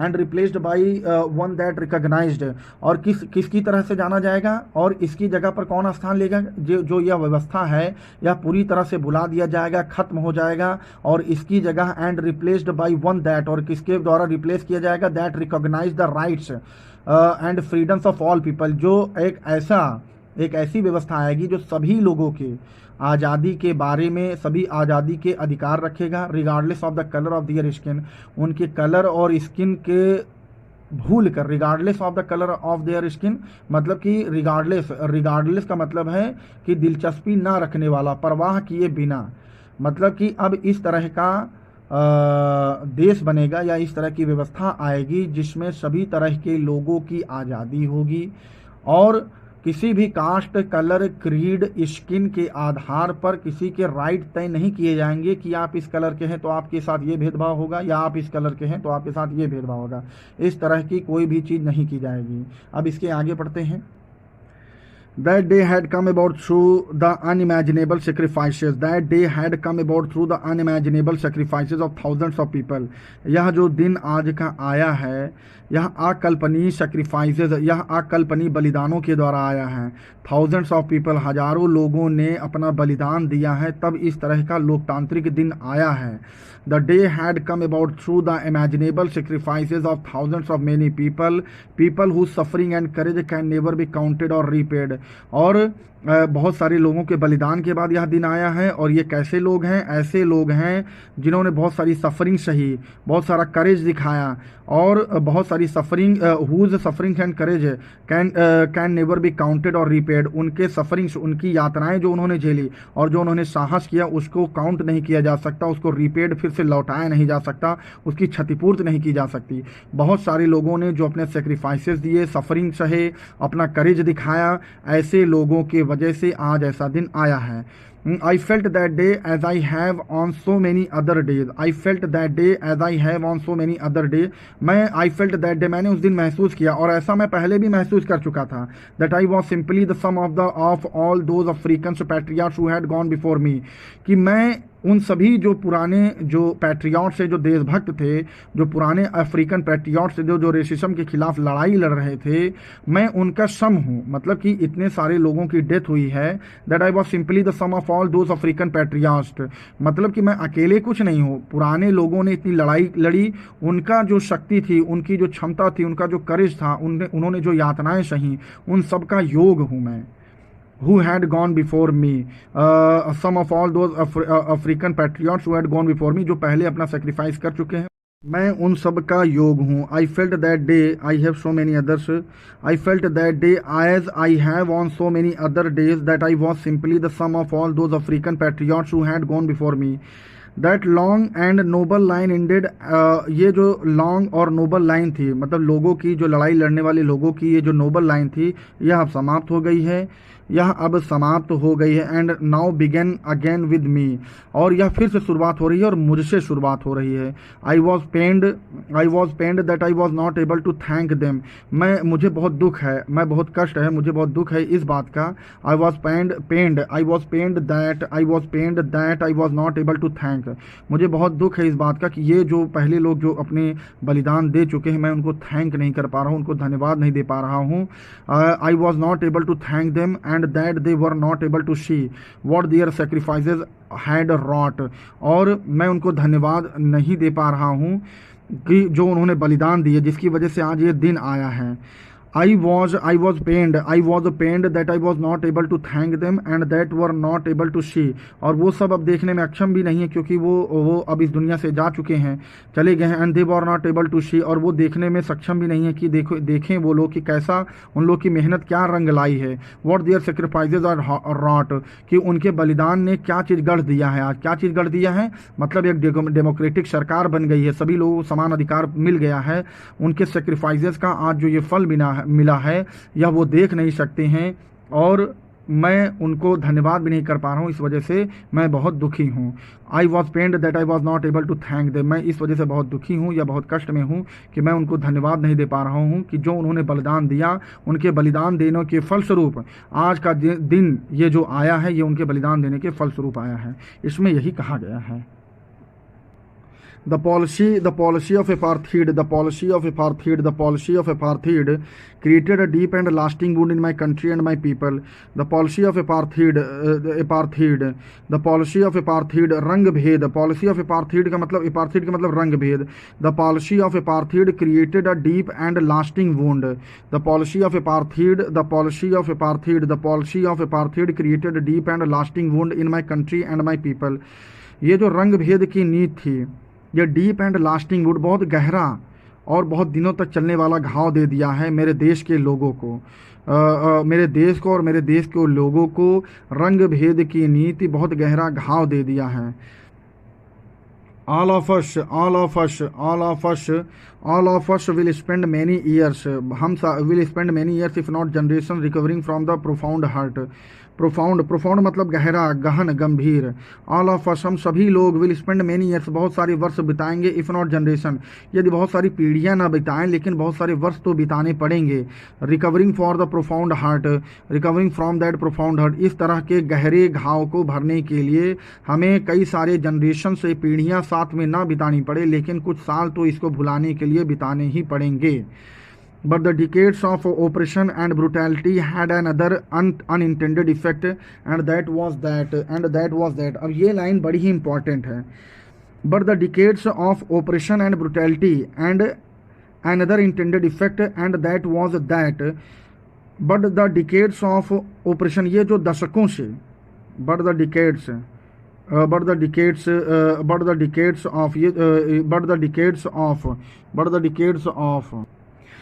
decades of oppression and brutality had another intended effect. लेकिन ये जो दशकों से जो ऑपरेशन एंड ब्रुटैलिटी, दमन और निर्दयता, brutality का मतलब होता है निर्दयता, ब्रुटैलिटी का मतलब होता है बहुत बुरी तरीके से व्यवहार करना, brutality. But the decades of operation and brutality, ये जो दमन की नीति चल रही थी और ये ब्रुटैलिटी चल रही थी, हैड अनदर इंटेंडेड इफेक्ट। इसका केवल यही नहीं होता, मतलब एक आदमी जो दूसरे को यातनाएं देता है या दूसरे के साथ यदि गलत काम करता है तो सामने वाले को तो कष्ट होता है, लेकिन एक अनइंटेंडेड मतलब अनप्लैन्ड इफेक्ट भी पड़ता है। अनप्लैन्ड इफेक्ट क्या पड़ता है कि जब भी कोई एक व्यक्ति दूसरे व्यक्ति के साथ गलत कार्य करता है तो सामने वाले व्यक्ति को कष्ट में देखकर जो व्यक्ति दमन कर रहा होता है उसे खुशी तो होती है, लेकिन जो व्यक्ति दमन कर रहा है उसे ये एहसास नहीं होता है कि इसके द्वारा जो मैं प्लान नहीं किया हूं, जो मैं नहीं सोच रहा हूं, वह भी एक चीज पैदा हो जाएगी। वो क्या चीज पैदा हो जाती है? इसीलिए लिखा अनइंटेंडेड इफेक्ट, मतलब जो दमन कर रहा है उसके इंटेंशन में नहीं रहता है कि वो क्या कर रहा है, मतलब कि वो दमन कर रहा है वह यह तो जानता है, लेकिन उसके इंटेंशन में यह नहीं रहता है कि and that was that it produce the Oliver Tambos. कहने का मतलब यह है कि कई दशकों से जब आप किसी के साथ अत्याचार करते हैं, गलत करते हैं, तो कई रेवोल्यूशनरी आदमी पैदा हो जाते हैं, क्रांति करने वाले व्यक्ति पैदा हो जाते हैं, नई सोच वाले व्यक्ति पैदा हो जाते हैं। और ये दमन करने वाला कभी भी ध्यान नहीं देता, वो केवल अपने दमन की नीति को अपनाता है, दूसरे पर अत्याचार करने की नीति को अपनाता है, लेकिन कभी भी यह नहीं सोचता है कि जो मैं दमन कर रहा हूं इसकी वजह से सामने वाले व्यक्ति के मस्तिष्क पर प्रभाव पड़ता है। और जब मस्तिष्क पर प्रभाव पड़ता है तो नए नए विचार अपने आप उत्पन्न होने लगते हैं जिसके साथ दमन की क्रिया की जाती है, और एक नए तरह के रेवोल्यूशनरी आदमी पैदा हो जाते हैं। और कैसे रेवोल्यूशनरी आदमी पैदा होते हैं? It produced the Oliver Tambo, the Walter Sisulus, the Chief Lithulis, the Yusuf Daduz, the Bram Fishers, the Robert Subuques of our time, अपने समय के, मतलब ऐसे लोग पैदा हो जाते हैं जब हम किसी के साथ, और ये सारे रिवोल्यूशनरी व्यक्ति हैं, यादगार व्यक्ति हैं जिन्होंने अपने क्षेत्र में बड़ा बड़ा काम किया, अपने लोगों के लिए बड़ा काम किया। और क्यों ऐसा हुआ? क्योंकि दशकों से जो दमन चल रहा था उसके लिए बहुत सारे फिलासफर, रिवोल्यूशनर करने वाले व्यक्ति पैदा हो जाते हैं, फिलासफर भी पैदा हो जाते हैं। मैन ऑफ सच एक्स्ट्राऑर्डिनरी करेज, ये कैसे आदमी थे? एक्स्ट्राऑर्डिनरी करेज, असाधारण साहस था इसमें, विजडम बुद्धिमत्ता थी, एंड जेनरोसिटी उदारता थी, दैट देयर लाइक में नेवर बी नोन अगेन, इनके जैसी उदारता, बुद्धि और बुद्धिमत्ता और साहस मिलने वाले व्यक्ति अब बहुत मुश्किल है कि अब ऐसे व्यक्ति पैदा हों। Perhaps it requires such a depth of operation to create such heights of character. Perhaps it requires such a depth of operation to create such heights of character. यद्यपि perhaps संभवतः it requires such a depth of operation, perhaps it requires such a depth of operation to create, इस तरह के ऊंचाइयों वाले व्यक्ति को पैदा होने के लिए, या इस तरह का कैरेक्टर या स्वभाव पैदा होने के लिए हो सकता है, संभवतः हो सकता है इतनी गहराइयों तक दमन किया जाए, तभी इस तरह के गहराइयों वाले व्यक्ति पैदा हो सकते हैं। ये लाइन मतलब कि मुझे ठीक नहीं लगती है। इसमें सीधे सीधे यही एक तरह से ये संदेश दिया जाए, यदि आप दूसरे को दमन करें, कष्ट दें, तभी अच्छा आदमी पैदा हो सकता है, इस तरह का कैरेक्टर पैदा हो सकता है। इस लाइन से मैं perhaps it requires such a depth of operation to create such heights of character, इस लाइन से मैं सहमत, एक तरह से मुझे ये लाइन ठीक नहीं लगती। My country is rich in the minerals, अब क्या कह रहे हैं, my country is rich in the minerals and James, James का मतलब मोती जवाहरात होता है। My country is rich in the minerals, मेरा देश खनिजों से युक्त है, एंड जेम्स और जवाहरातों से युक्त है, that lie beneath its soil, जो कि हमारी जो जमीन है, जो मिट्टी है, उसके नीचे दबे हुए हैं। But I have always known that it's greatest wealth is it's people, लेकिन मैं ये समझता हूँ कि ये जो हीरे जवाहरात हैं या जो खनिज है, इनसे कहीं ज़्यादा महान संपत्ति, ग्रेटेस्ट वेल्थ, मैं ये समझता हूँ या जानता हूँ, इज इट्स पीपल, यहाँ के लोग होते हैं। Finer and truer than the purest diamonds, finer and truer, बहुत ही फाइन तरीके के और बहुत ही सत्यवादी होते हैं, दैन द प्योरेस्ट डायमंड, बल्कि यह जो खनिज से प्योरेस्ट डायमंड निकलेगा उससे भी ज़्यादा अच्छे होते हैं यहाँ के लोग। तो ये मानना है इनका कि हीरा जवाहरात से भी ज़्यादा जो वेल्थ है वो यहाँ के लोग होते हैं, यहाँ के लोग होते हैं। अब इसके आगे क्या है, it is from these comrades in the struggle that I learn the meaning of courage, मैंने साहस का मतलब कहाँ से सीखा, अपने साथियों से सीखा, उनके संघर्ष को देखकर सीखा। Time and again I have seen man, it is from these comrades in the struggle that I learned the meaning of courage, मैंने अपने साथियों के स्ट्रगल संघर्ष से, मैंने अपने साथियों के स्ट्रगल और संघर्ष से साहस का मतलब सीखा कि साहस किसे कहते हैं। टाइम एंड अगेन, समय समय पर, I have seen men and women risk and give their lives for an idea, समय समय पर मैंने देखा कि लोग, आदमी और औरत अपने किसी एक आइडिया के लिए, किसी एक विचार के लिए अपने जीवन को रिस्क में डालते हैं या अपनी ज़िंदगी को दांव पर लगाते हैं। I have seen men stand up to attack and torture without breaking, मैंने देखा है, I have seen men tortured, I have seen men stand up to attacks and torture, I have seen men stand up to attack, मैंने देखा है, I have seen men stand up to attack, I have seen मैंने देखा, men stand up to attack and torture without breaking, showing and strength and resilience that defies the imagination. I have seen men stand up to attacks and torture, मैंने देखा है लोगों को यातनाएं सहते हुए, without breaking, बिना झुके हुए, शोइंग द स्ट्रेंथ, अपने साहस को दिखाते हुए, and resilience that defies the imagination, जो कल्पना के परे है। I learned that courage was not the absence of fear. I learned that courage was not the absence of fear. I learned that, मैंने यह सीखा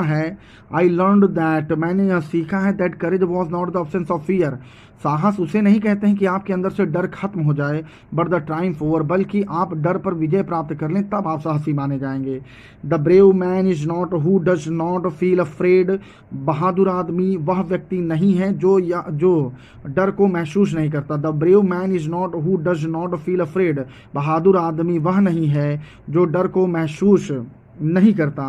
but he who conquers that fear, बल्कि बहादुर आदमी वो है जो डर पर जीत प्राप्त करता है। कॉन्कर मतलब जीतना, जो डर पर जीत प्राप्त कर लेता है। इस लाइन को फिर से पढ़ते हैं, इस पैराग्राफ। इस पैरा को फिर से पढ़ते हैं। It is from these comrades in the struggle that I learn the meaning of courage.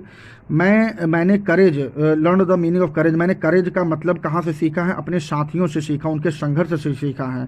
Time and again, समय समय पर I have seen men and women risk and give their lives for an idea. समय समय पर मैंने यह देखा कि लोगों ने अपने जीवन को आदमी और औरतों को अपने जीवन को दांव पर लगाते हुए देखा किसी एक विचार के लिए। I have seen men stand up to attacks and torture without breaking, showing a strength and resilience that defies the imagination. मैंने देखा है लोगों को यातनाएं सहते हुए, टॉर्चर को सहते हुए, बिना झुके हुए, शोइंग देयर स्ट्रेंथ, अपने साहस का प्रदर्शन करते हुए, जो कि अनइमेजिनेबल है, जिसे सोचा नहीं जा सकता। इस तरह से लोगों को मैंने देखा है। I learn that courage was not the options of fear. मैंने यह सीखा है कि करेज जो है, साहस, वह डर आपके अंदर किसी तरह का डर नहीं है तो इसको साहस नहीं कहेंगे, बल्कि डर पर आप विजय प्राप्त कर ली हो तो उसे साहस कहेंगे। But the time for it, the brave man is not he who does not feel afraid. Brave man, the brave man is not he who does not feel afraid. बहादुर आदमी वह नहीं है जो डरता नहीं है। मतलब कोई व्यक्ति यदि डर नहीं रहा है तो इसका मतलब ये नहीं कि वो बहादुर है। यदि कोई व्यक्ति डर को महसूस नहीं कर रहा है, इसका मतलब ये नहीं है कि वो बहादुर है, बल्कि बहादुर वो कहलाएगा। But he who conquers the fear, बहादुर वो कहलाएगा जिसने डर पर जीत प्राप्त कर ली है। कॉन्कर मतलब जीतना। यह जो चैप्टर है इसमें ये जो पैसेज हैं ये बड़ा ही इम्पॉर्टेंट पैसेज है, क्योंकि इसमें फिलॉसफी की बातें हुई हैं, मनोविज्ञान की बातें हुई हैं। Not one is born hating another person because of the color of the skin. Not one is born hating another person because of the color of his skin or his background or his religion. कोई भी व्यक्ति जन्म से नफरत करने वाला पैदा नहीं होता। No one is born hating another person because of the color. जन्म से इस तरह से पैदा नहीं होता कि किसी आदमी का दूसरे कलर का है इस वजह से उससे नफरत किया जाए, या उसका बैकग्राउंड कैसा है इस वजह से नफरत किया जाए, या उसका धर्म कैसा है इस वजह से नफरत किया जाए। कोई भी व्यक्ति ऐसा पैदा नहीं होता कि जन्म से उसे पता हो कि हमको किससे नफरत करनी है, किससे नफरत नहीं करनी है। ऐसा कोई व्यक्ति पैदा नहीं होता। जो व्यक्ति पैदा होते हैं उन्हें जन्म से नफरत करना नहीं आता है। People must learn to hate, लोग को सिखाया जाता है नफरत करना। लोगों को people must learn to hate, लोगों को सिखाया जाता है नफरत करना। And if they can learn to hate, और अब मेरी क्या समझ में आ रहा है, नेल्सन क्या कह रहे हैं? And if they can learn to hate, लेकिन यदि वो नफरत करना सीख सकते हैं, they can be taught to love, यदि वो नफरत करना सीख सकते हैं तो वो प्यार करना भी सीख सकते हैं, तो उन्हें प्यार करना भी सिखाया जा सकता है। They can be taught to love, for love come more naturally to the human heart than its opposite. और नेल्सन मंडेला क्या कह रहे हैं कि जो एक दूसरे के प्रति प्रेम है, जो एक दूसरे के प्रति जो संवेदनाएं हैं, जो प्रेम भावना है, वो मनुष्य के हृदय से नेचुरली निकलती है, बल्कि नफरत नेचुरली नहीं होता है। जबकि हृदय में जो भावनाएं होती हैं, दूसरे के प्रति दया, दूसरे के प्रति दया दिखाना, ये मनुष्य में नेचुरली पैदा होती है। नफरत बल्कि इससे कम पैदा होती, बल्कि मनुष्य के अंदर जो दया भाव है यह नेचुरली पैदा होता है। Even in the grimmest time in prison, even in the grimmest time in the prison, even in the grimmest time in the prison, even in the grimmest time. Grimmest का मतलब क्या होता है? भयंकर, विकट। ग्रीमेस्ट का मतलब भयंकर समय में। Even in the grimmest time in prison, जब वो जेल में थे तो उसमें जो सबसे खराब समय चल रहा था, ये जो सबसे भयंकर समय चल रहा था।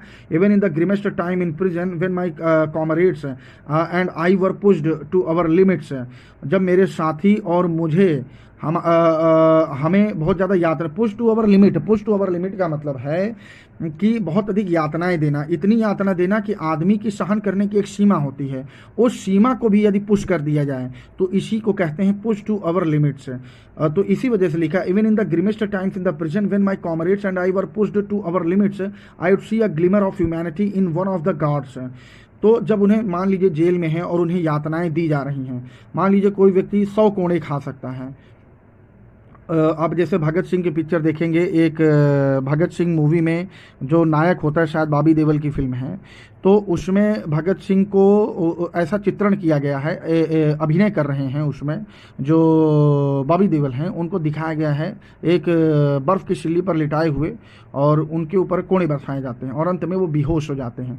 तो बेहोश होने के ठीक समय वो जितना सह सकते थे, जब तक वो होश में थे, तो तब तक तो उनकी लिमिट थी कि हाँ वो इतना सह सकते थे, लेकिन उसके बाद भी अगर किसी को कष्ट दिया जाए, यातना दिया जाए, तो उसकी लिमिट को पुश करना कहते हैं। यदि कोई रनिंग करता है, मान लीजिए कोई रनिंग करता है, कोई 5 किलोमीटर दौड़ सकता है, लेकिन 5 किलोमीटर दौड़ने के बाद जब उसकी पूरी तरह से सांस फूल जाए, फिर भी आप उसकी लिमिट से ज़्यादा उसको जब काम करवाएंगे, तो उसको कहते हैं अपनी लिमिट को पुश करना। इसी तरह से जब इन्हें यातनाएं जेल में दी जाती थी, इनके कॉमरेड्स, इनके साथियों को, and I were pushed to our limits, और इनको जब इनके साथ बुरा व्यवहार किया जाता था, इनको मारा पीटा जाता था या इनको यातनाएं दी जाती थी, आई would see a glimmer of humanity in one of the guards.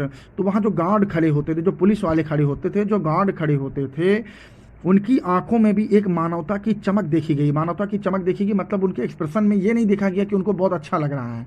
जो गार्ड से जब इनको यातनाएं दी जाती थी, किसी एक गार्ड्स के चेहरे पर इनको एक पिटी, कंपैशन, एक तरह से दया भाव दिखा, भले ही थोड़े समय के लिए दिखा। आगे लिखा हुआ है perhaps just for a second, perhaps just for a second, यद्यपि थोड़े समय के लिए था, but it was enough to reassure me and keep me going.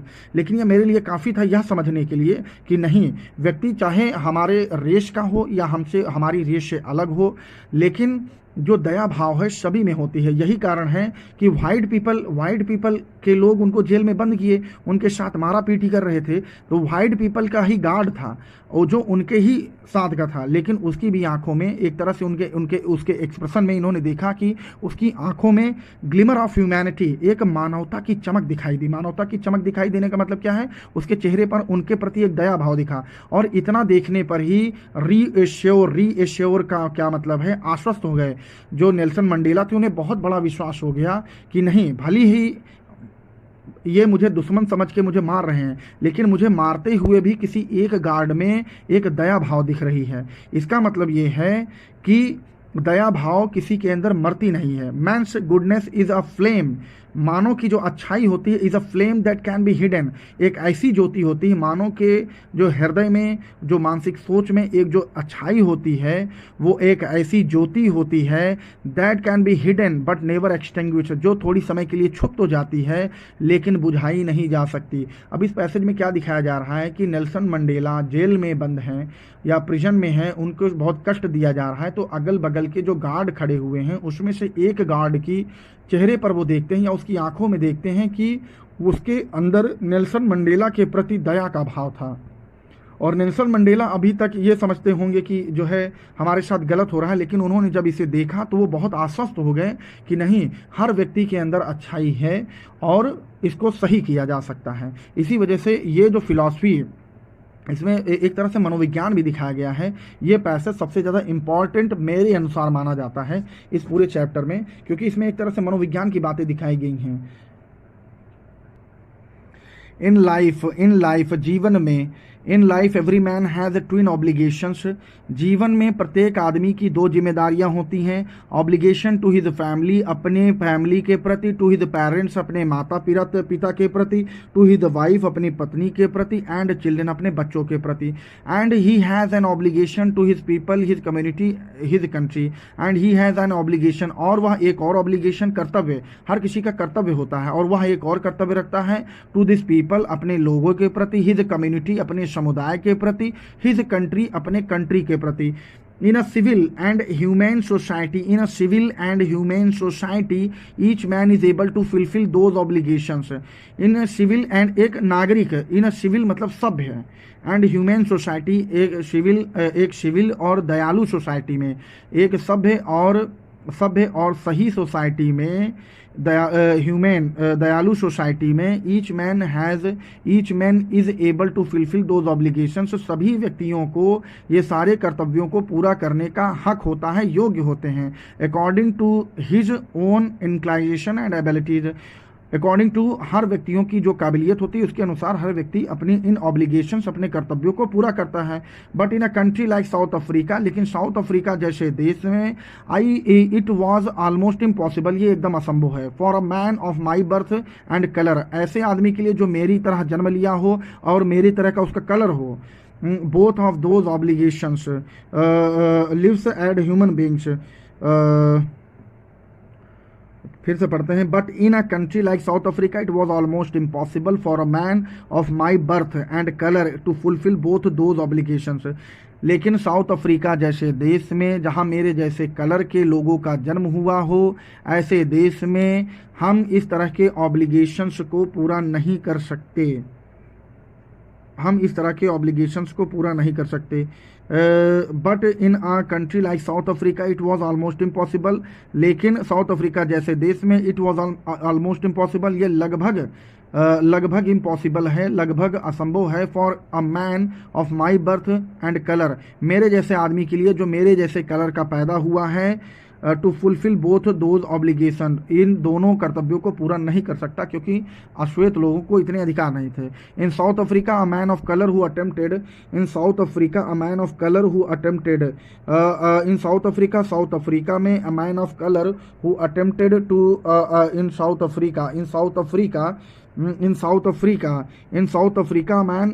South Africa a man of color who attempted in South Africa, a man of color who attempted to live as a human being, south Africa में ऐसे colour का आदमी, ऐसे अश्वेत colour का आदमी, who attempted जो कोशिश करता है, to live as a human being आदमियों की तरह जीने के लिए, वॉज पनिश्ड उसे सजा दी जाती है, एंड आइसोलेटेड और उसे अलग कर दिया जाता है। In South Africa a man who tried to fulfil his duty to his people was inevitably ripped from his, inevitably का मतलब अनिवार्य रूप से, रिप्ड मतलब चीरना फाड़ना ये होता है। लेकिन यहाँ पर क्या मतलब इसको देखते हैं। In South Africa man who try to fulfil his duty, in South Africa में a man who try to fulfil his duty, South Africa में ऐसा आदमी जो ऐसी ड्यूटी को पूरी करने की कोशिश करता है, टू हिज पीपल अपने लोगों के लिए, वॉज इनएविटेबली अनिवार्य रूप से, रिप्ड फ्रॉम हिज फैमिली अपने फैमिली से अलग कर दिया जाता है, and his home and was forced और अपने घर से अलग कर दिया जाता है, and was force to live a life apart और अलग दूर जाकर जीवन उसको उसके घर से अलग करके जीवन जीने के लिए मजबूर किया जाता है। A twilight existence of secrecy and rebellion, और कैसा जीवन जीता है वहाँ पे, धूमिल का मतलब सही तरह से शाम के समय में जिस तरह का धुंधलापन हो जाता है, एक धुंधलापन जैसी जिंदगी और रहस्यमयी जिंदगी और विद्रोहपूर्ण जिंदगी जीने के लिए मजबूर कर दिया जाता है। कहने का मतलब है कि साउथ अफ्रीका में जब तक डेमोक्रेटिक सरकार नहीं आई थी तब तक इसके पहले रेशियल सेग्रीगेशन चलता था, एपार्थिज्म चलता था, रंग भेद की नीति चलती थी, जिसके कारण जो पुरुष होते हैं उनके दो कर्तव्य होते थे, जिसमें वो अपने परिवार के प्रति कर्तव्य का निर्वहन करना चाहिए था उनको, और एक समाज के प्रति कर्तव्य का निर्वहन कर सकते थे। लेकिन जो भी व्यक्ति काले या अश्वेत परिवार में पैदा होता था, यदि वह इन दोनों कर्तव्यों को पूर्ण करने की कोशिश करता था तो उसे उसके घर से अलग कर दिया जाता था और अलग रहने को मजबूर किया जाता था। ऐसे में उस व्यक्ति के मन में बहुत सारे मनोभाव आते थे। कैसे मनोभाव आते थे? रहस्य के कि हमारे साथ ऐसा क्यों हो रहा है, और रिबेलियन विद्रोह के भी भाव आता था कि ऐसे लोगों को हम नहीं छोड़ेंगे, या ऐसे लोग जो हमारे साथ गलत कर रहे हैं हम इनके साथ लड़ाई करेंगे। विद्रोह की एक तरह से भावना आती थी। एग्जिस्टेंस, इसीलिए इसमें लिखा है जब अलग Twilight existence of secrecy and rebellion, एक रहस्य की जिंदगी जीने के लिए मजबूर कर देते थे, या एक विद्रोही जैसा व्यवहार हो जाता था उसका जब उसके घर से अलग कर दिया जाता था। I did not in the beginning choose to place my people above my family, I did not in the beginning choose to place of my people, I did not in the beginning choose to place my people. I did not in the beginning choose to place my people. I did not in the beginning choose to place my people above my family. I did not in the beginning choose to place my people above my family. शुरू में मैंने अपने family के ऊपर अपने लोगों को नहीं चुना था कि मैं इनको आज़ाद करवाऊंगा, but in attempting to serve my people, लेकिन अपने लोगों की सेवा करते समय I found that I was prevented from fulfilling my obligations, मैंने यह पाया कि मैं एक तरह से रोक दिया गया हूँ अपने कर्तव्यों को फुलफिल करने के लिए, to the brother, to the father, to the husband, अपने भाई, अपने फादर और अपने हस्बैंड होने के कर्तव्य से मैं विमुख हो गया हूँ। मतलब अपने लोगों की सेवा करते वक्त मुझे यह एहसास हुआ कि इन कर्तव्यों का निर्वहन करते समय मैं अपने पारिवारिक कर्तव्य का निर्वहन नहीं कर पा रहा हूँ। अब इसके आगे क्या है, I was not born with a hunger to be free, I was not born with a hunger to be free, मैं फ्री होने की जो मुझ में भूख है, आज़ादी की जो मुझे मेरे अंदर भूख थी, आज़ादी की जो भूख मेरे अंदर थी, यह मेरे अंदर जन्म से नहीं थी। I was not born with a hunger to be free, आज़ादी की जो भूख थी यह मेरे अंदर जन्म से नहीं थी। I was not born with a hunger to be free, मैं जन्म से जब मैं पैदा हुआ तो मेरे मन में ऐसी कोई भावना नहीं थी कि मुझे कोई आज़ादी मिले। I was not born with a hunger to be free, मैं जन्म से आज़ादी की भूख के साथ नहीं पैदा हुआ। I was born free, I was born free, free in every way that I could know, मैं जब पैदा हुआ तो मैं पूरी तरह से आज़ाद था, मैं जब पैदा हुआ था तो मैं पूरी तरह से आज़ाद था, हर तरीके से, every way that I could know, जो भी मैं जानता था। Free to run the fields near my mother's hut, free to run in the fields near my mother's hut, free to run the fields near my mother's hut, free to run the fields near my mother's hut, free to run the fields near my mother's hut, अपनी माता की झोपड़ी के, free to run the fields, अपने हमारी माता के जहाँ घर है उसके चारों तरफ जो फील्ड है वहाँ पर दौड़ने के लिए मैं आज़ाद था। फ्री टू स्विम, तैरने के लिए मैं आज़ाद था। कहाँ पर? Free to swim in the clear stream, free to swim, free to swim in the clear stream that run through my village, मेरे गांव से होकर गुजरने वाली जो धारा है, जो नदी है, उसमें तैरने के लिए मैं आज़ाद था। Free to roast mealies under the stars and ride the broad backs of slow moving bulls, free to roast, mealies मतलब भुट्टा होता है, free to roast mealies, free to roast mealies, free to roast mealies, free to roast mealies, मैं आज़ाद था भुट्टे को भूनने के लिए, अंडर द स्टार्स, तारों के नीचे, मतलब रात को आग जलाकर तारों के नीचे बैठकर भुट्टे भूनने के लिए मैं आज़ाद था। Ride the broad backs of slowing moving bulls, और जो भैंस होती हैं जो धीरे धीरे चलती हैं उनकी चौड़ी पीठ पर बैठने के लिए मैं आज़ाद था। As long as I obeyed my father, as long as, जैसे जैसे मैं अपने पिता की आज्ञा मानता था, and abided by the customs, और जो हमारे रीति रिवाज थे उसका पालन करता था, ऑफ माई ट्राइब, जो मेरे ट्राइब के रीति रिवाज थे उसका पालन करता था। आई वॉज नॉट ट्रबल्ड, मैं तब तक परेशान नहीं था, by the laws of the man और गॉड, आदमियों और ईश्वर के नियम से मैं तब तक परेशान नहीं था। I was only when I began to learn, I was only when I began to learn that my boyhood freedom was an illusion. I was only when I began to learn that my boyhood freedom was an illusion. It was only when I began to learn, it was only when I began to learn that my boyhood freedom was an illusion. It was only when I began to learn, ये it was only when I began to learn, तब मेरे अंदर आज़ादी की भूख तब जागी जब, it was only when began to learn that, जब मैंने यह सीखा, that my boyhood freedom was an illusion, कि ये जो मेरा बॉयहुड फ्रीडम है, जो मेरा लड़कपन का जो आज़ादी है, was an illusion, यह एक भ्रम है। when I discovered as a young man that my freedom had already been taken from me, लेकिन जब मैंने यह जाना एक जवान व्यक्ति के रूप में कि मेरी आज़ादी पहले से ही मुझसे छीन ली गई है, that I began to hunger for it, तब मेरे अंदर आज़ादी की भूख जगी। At first as a student I wanted freedom only for myself, जब मैं विद्यार्थी था तब मैं केवल अपने लिए आज़ादी चाहता था। The transitory freedom of being able to stay out at night, read what I pleased and go where I choose.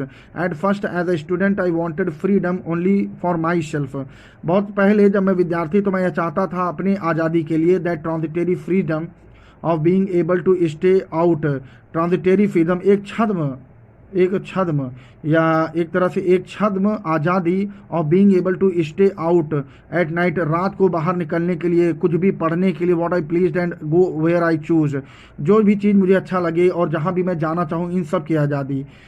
Letter as a young man in Johannesburg, इसके बाद जोहान्सबर्ग में एक जवान व्यक्ति के रूप में, I yearned for the basic and honourable freedoms of achieving my potential, मैं तड़पने लगा फॉर बेसिक ऑनरेबल फ्रीडम्स, बहुत सम्मानपूर्वक आज़ादी के लिए, ऑफ अचीविंग माई पोटेंशियल, अपनी ताकत को प्राप्त करने के लिए, ऑफ अर्निंग माई कीप, कमाई करने के लिए, धन प्राप्त करने के लिए, ऑफ मैरिंग, शादी करने के लिए, एंड हैविंग अ फैमिली, और फैमिली को रखने के लिए, the freedom not to be obstructed in a lawful life, ऐसी सारी सारी आज़ादी जो एक लॉफुल, अनलॉफुल ना हो, लॉफुल आज़ादी में ऐसी सारी आज़ादी चाहिए थी जिसमें किसी भी तरह की बाधा ना हो। नेल्सन मंडेला ऐसा कहते हैं। But then I slowly saw that not only was I not free, but then I slowly saw that, लेकिन मैंने फिर देखा that not only was I not free, केवल मैं ही आज़ादी, मेरे पास ही आज़ादी नहीं थी, but my brothers, मेरा भाई भी आज़ाद नहीं था, and sisters were not free, मेरी बहनें भी आज़ाद नहीं थी। I saw that it was not just my freedom that was curtailed, मैंने यह देखा कि यह केवल मैं नहीं था जिसकी आज़ादी को curtailed, काट छाड़ दिया गया था, छीन लिया गया था, but the freedom of everyone who looked like I did, लेकिन उन सभी की आज़ादी को काट छाड़ दिया गया था जो मेरी तरह दिखते थे। That is when I joined the African National, यह वही समय था, तब समय था, दैट इज़ व्हेन, यही समय था, व्हेन आई ज्वाइंड, जब मैंने अफ्रीकन नेशनल कांग्रेस को ज्वाइन किया, and that is when the hunger for my own freedom became the greater hunger for the freedom of my people, और यह वही समय था जब मैंने अफ्रीकन नेशनल कांग्रेस को ज्वाइन किया, and that is when the hunger of my own freedom, और तब यह केवल मेरी भूख नहीं रह गई थी आज़ादी प्राप्त करना, बल्कि इस भूख से बड़ी मेरी भूख यह हो गई थी अपने लोगों की आज़ादी। यह भूख मेरी ज़्यादा बड़ी हो गई कि मेरे लोग आज़ाद हों। It was this desire for the freedom, it was this desire for the freedom of my people, it was this desire for the freedom of my people to live their lives with dignity and self-respect that animated my life. It was this desire, या वही इच्छा थी, for the freedom, आज़ादी के लिए, of my people, हमारे लोगों के लिए, to live their lives with dignity, कि वो अपनी ज़िंदगी को सम्मान पूर्वक जिए, डिग्निटी, सम्मान पूर्वक जिए, एंड सेल्फ रिस्पेक्ट, और जिसमें आत्मसम्मान हो, that animated my life, ऐसी सोच ने मेरे जीवन को स्फूर्तिवान बना दिया, जीवंत कर दिया, गतिमान बना दिया। That transformed me a frightened young man into a bold one, और इस तरह की इच्छा ने, आज़ाद होने की इच्छा ने, that transformed a frightened young man, मतलब frightened young man Nelson Mandela अपने लिए कह रहे हैं कि इसी formed, that transform frightened movement, इस तरह की इच्छा ने एक young, that transformed a frightened young man, इस तरह की इच्छा ने एक डरे हुए, फ्राइटेंड का मतलब डरे हुए, यंग आदमी को एक बोल्ड आदमी बना दिया, एक साहसी व्यक्ति में परिवर्तित कर दिया। That drove a law abiding attorney, एक लॉ अबाइडिंग, लॉ को मानने वाले अटॉर्नी को, मतलब ये अटॉर्नी पद पर थे, that drove a law abiding, और लॉ को मानने वाले थे। इस तरह की इच्छा ने, आज़ाद होने की इच्छा ने नेल्सन मंडेला को, जो कि लॉ अबाइडिंग अटॉर्नी थे, टू बिकम अ क्रिमिनल, एक क्रिमिनल बन गए। That turned a family loving husband into a man without a home, और ये फैमिली लविंग हस्बैंड थे, लेकिन इस तरह की इच्छा ने उनको रिबेलियन बना दिया, जिसके कारण वो विदाउट होम हो गए, बेघर हो गए। That force a life loving man, और जो नेल्सन मंडेला थे वो लाइफ लविंग मैन थे, to live like a monk, और भिक्षु की तरह जीने लगे। कहने का मतलब है कि जब कोई किसी के मन में रेवोल्यूशनरी आइडिया आते हैं, वो बहुत कुछ परिवर्तन करने की कोशिश करता है, और जब वे परिवर्तन करने की कोशिश करते हैं तो जो वहाँ के कानून और नियम होते हैं, उसकी नज़र में वह रेवोल्यूशनरी आदमी, वह क्रांतिकारी आदमी एक अपराधी बन जाता है, चाहे वो कितने भी बड़े पद पर क्यों ना हो, चाहे वो कितना भी फैमिली लविंग हस्बैंड हो, उसको अपराधी बना दिया जाता है। वह लाइफ लविंग हो, एक भिक्षु की तरह, एक सन्यासी की तरह जीवन जीने लगता है। तो इस तरह की परिवर्तन हुए नेल्सन मंडेला के साथ। उसके बाद क्या हुआ? I am no more virtuous और self sacrificing than the next man, मैं किसी अन्य व्यक्ति की तरह बहुत गुणवान व्यक्ति नहीं हूँ और ना ही बहुत ज़्यादा बलिदानी व्यक्ति हूँ। But I found that I could not even enjoy the poor and limited freedoms, लेकिन मैंने ये पाया कि मेरे पास ये जो थोड़ी बहुत खुशियाँ थी, थोड़ी बहुत आज़ादी थी, लिमिटेड फ्रीडम्स जो थे, पुअर एंड लिमिटेड, बहुत थोड़े और लिमिटेड जो आज़ादी थी, ये मुझे अच्छी नहीं लग रही थी। I could not even enjoy, मैं इसे इंजॉय नहीं कर पा रहा था, क्योंकि वो अटॉर्नी पद पर थे, लॉ अबाइडिंग अटॉर्नी थे, तो इस वजह से उनको कुछ आज़ादियाँ मिली हुई थी। लेकिन इसमें आगे वो क्या बोल रहे हैं? I am not more virtuous, मैं बहुत ज़्यादा गुणवान व्यक्ति नहीं हूँ, और ना ही सेल्फ सेक्रीफाइसिंग, ना बहुत ज़्यादा बलिदानी व्यक्ति हूँ, दैट द नेक्स्ट मैन, किसी दूसरे व्यक्ति की तुलना में। बट आई फाउंड दैट, लेकिन मैंने यह पाया, that I could not even enjoy the poor and limited freedom, लेकिन मैं इस तरह के थोड़ी मोड़ी आज़ादी को लेकर बहुत खुश नहीं हूँ, लिमिटेड फ्रीडम्स वॉज अलाउड, जो मुझे आज़ादी दी गई है थोड़ी बहुत, इससे मैं बहुत ज़्यादा खुश नहीं हूँ। When I knew my people were not free, जबकि मैं यह जानता हूँ कि मेरे लोग आज़ाद नहीं हैं। फ्रीडम इज़ इनडिविजिबल, जो आज़ादी होती है वह अविभाज्य होती है, सभी को एक समान होती है, ऐसा नहीं कि किसी को ज़्यादा हो किसी को कम हो। Freedom is indivisible, the change on any one on off my people were the change on all of them. यदि किसी एक व्यक्ति, काले लोगों का या अश्वेत लोगों का या ब्लैक लोगों का जो कम्युनिटी है, उसमें से यदि किसी एक के ऊपर चेन हो, चेन का मतलब किसी एक को जंजीरों से बंधा हो, यदि कोई एक बंधन में बंधा हो या जंजीरों से बंधा हो, तो वह चेन सभी के ऊपर समझी जाएगी, ऐसा बोल रहे Nelson Mandela. Freedom is indivisible, आज़ादी अविभाज्य होती है। The change on any one of my people, किसी एक व्यक्ति पर, यदि हमारे लोगों में किसी एक व्यक्ति पर जंजीरों से वह बंधा हुआ है या उस पर जंजीर है, were the chains on all of them, तो हम सभी के ऊपर समझना चाहिए कि वो जंजीर है। And the chains all of my people, यदि सभी के ऊपर चेन्स है तो were the chains on me, तो वो मुझ पर भी वो चेन्स है। इसमें नेल्सन मंडेला अपने आप को ये कह रहे हैं कि यदि मुझे बहुत ज़्यादा किसी अच्छे पद पर मैं पहुँच जाऊँ या कोई थोड़ी बहुत मुझे आज़ादी दी जाए, मेरा जीवन सुखमय चल रहा हो, लेकिन हमारे लोग आज़ाद ना हो, तो यदि हमारे लोग आज़ाद नहीं हैं तो मुझे ऐसा समझना चाहिए कि वह जंजीर हमारे ऊपर भी है। और यदि सारे लोगों जंजीर से बंधे हैं, केवल मैं आज़ाद हूँ, यदि सारे लोगों पर जंजीर है तो मैं भले ही आज़ाद हूँ, लेकिन मैं अपने आप को जकड़ा हुआ महसूस करूँगा। यहाँ पर यह भाव है नेल्सन मंडेला का, मतलब कि यदि सभी लोग गुलाम हैं तो अपने आप को भी, मैं थोड़ा सा आज़ाद हूँ लेकिन मुझे भी अपने आप को गुलाम समझना होगा। यदि सभी लोग में से कोई एक व्यक्ति के ऊपर भी गुलामी है, तब भी हमें अपने ऊपर अपने आप को गुलाम समझना होगा। अर्थात ये एक तरह से सबको साथ में लेकर चलने की भावना है। इस लाइन को फिर से पढ़ने की कोशिश करते हैं। I am no more virtuous, मैं बहुत ज़्यादा गुणी व्यक्ति नहीं हूँ, और self sacrificing that next man, ना ही बहुत बलिदानी व्यक्ति हूँ दूसरे व्यक्तियों की तरह। But I found that I could not even enjoy the poor and limited freedoms was allowed, लेकिन मैं जो थोड़ी बहुत मुझे आज़ादी दी गई है, मैं इससे खुश नहीं हूँ। मैं इससे खुश नहीं, क्योंकि ये लॉ अबाइडिंग अटॉर्नी थे। लॉ अबाइडिंग अटॉर्नी का मतलब कानून मानने वाले अटॉर्नी पद पर थे, तो इनको कुछ बहुत सुविधाएं होंगी, लेकिन ये उस आज़ादी से खुश नहीं थे। इसीलिए वो बोल रहे हैं I am no more virtuous और सेल्फ सेक्रीफाइसिंग, मैं बहुत ज़्यादा गुणी व्यक्ति नहीं हूँ या फिर बहुत बलिदानी व्यक्ति नहीं हूँ, दैन अ नेक्स्ट मैन, दूसरे व्यक्तियों की तरह। बट आई फाउंड दैट, लेकिन मैं ये पाता हूँ, I could not even enjoy the poor and limited freedoms was allowed, लेकिन ये जो थोड़ी मोड़ी लिमिटेड सी आज़ादी जो मुझे दी गई है, मैं इसको एंजॉय नहीं कर पा रहा हूँ। When I knew my people were not free, जबकि मैं यह जानता हूँ कि मेरे लोग आज़ाद नहीं हैं। Freedom is indivisible, the change, freedom is indivisible, जो आज़ादी होती है वह अविभाज्य होती है, किसी को ज़्यादा किसी को कम नहीं मिलती है, सभी को बराबर मिलती है। Freedom is indivisible, the change on any one of my people were the change on all of them, अगर हमारे किसी भी आदमी के, ब्लैक कम्युनिटी में यदि किसी भी आदमी को जंजीरों से बांध दिया जाएगा तो हमें भी अपने आप को जंजीरों से बंधा हुआ समझना चाहिए। The change on all of my people, लेकिन यदि सारे लोगों को जंजीर से बंधा है और केवल मैं आज़ाद हूँ, were the change on me, तब भी हमें अपने आप को गुलाम समझना चाहिए। अर्थात पूरी कम्युनिटी में जितने भी लोगों की संख्या है, उसमें से यदि सभी लोग आज़ाद नहीं हैं बल्कि गुलाम हैं और कोई एक व्यक्ति आज़ाद है, तो उसे भी अपने आप को गुलाम समझना चाहिए।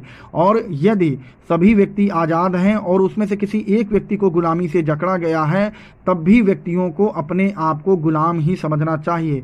कुल मिला के इसका तात्पर्य है, यदि सभी लोग आज़ाद हैं तभी अपने आप को आज़ाद मानिए, कोई एक आज़ाद नहीं है तो आप भी आज़ाद नहीं माने जाएंगे। इसके आगे देखते हैं क्या लिखा है। ये जो लाइन लिखी है ये भी फिलॉसफी से संबंधित एक तरह से लाइन है, बहुत ही अच्छा पैसेज ये एक तरह से कहा जा सकता है। I knew that the oppressor must be liberated just as surely as the oppressed. I knew that the oppressor must be liberated, I knew, मैं ये जानता हूँ, that the oppressor must be liberated just as surely as the oppressed, oppressor जो अत्याचार करने वाला है उसे भी आज़ाद किया जा सकता है जिस तरह से दमन।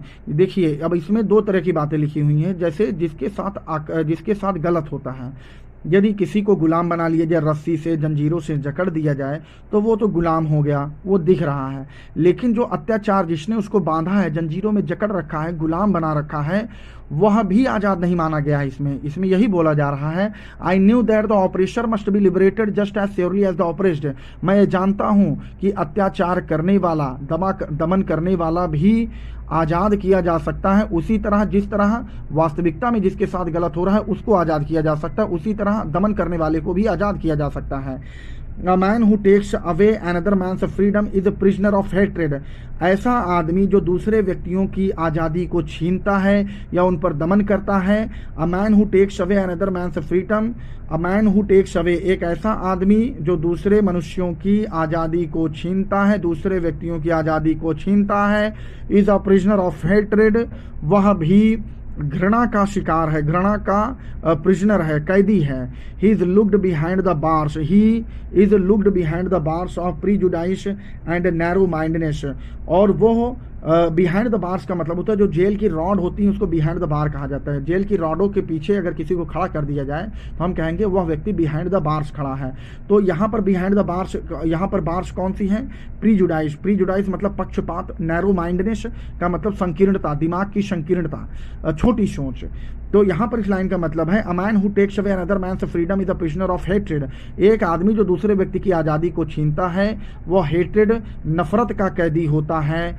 He is locked behind the bars, वो ऐसे जेल में बंद होता है जो पक्षपात की जेल होती है, एंड नैरो माइंडनेस, और संकीर्ण भावनाओं की जेल होती है। आई am not really free if I am taking away someone else's freedom.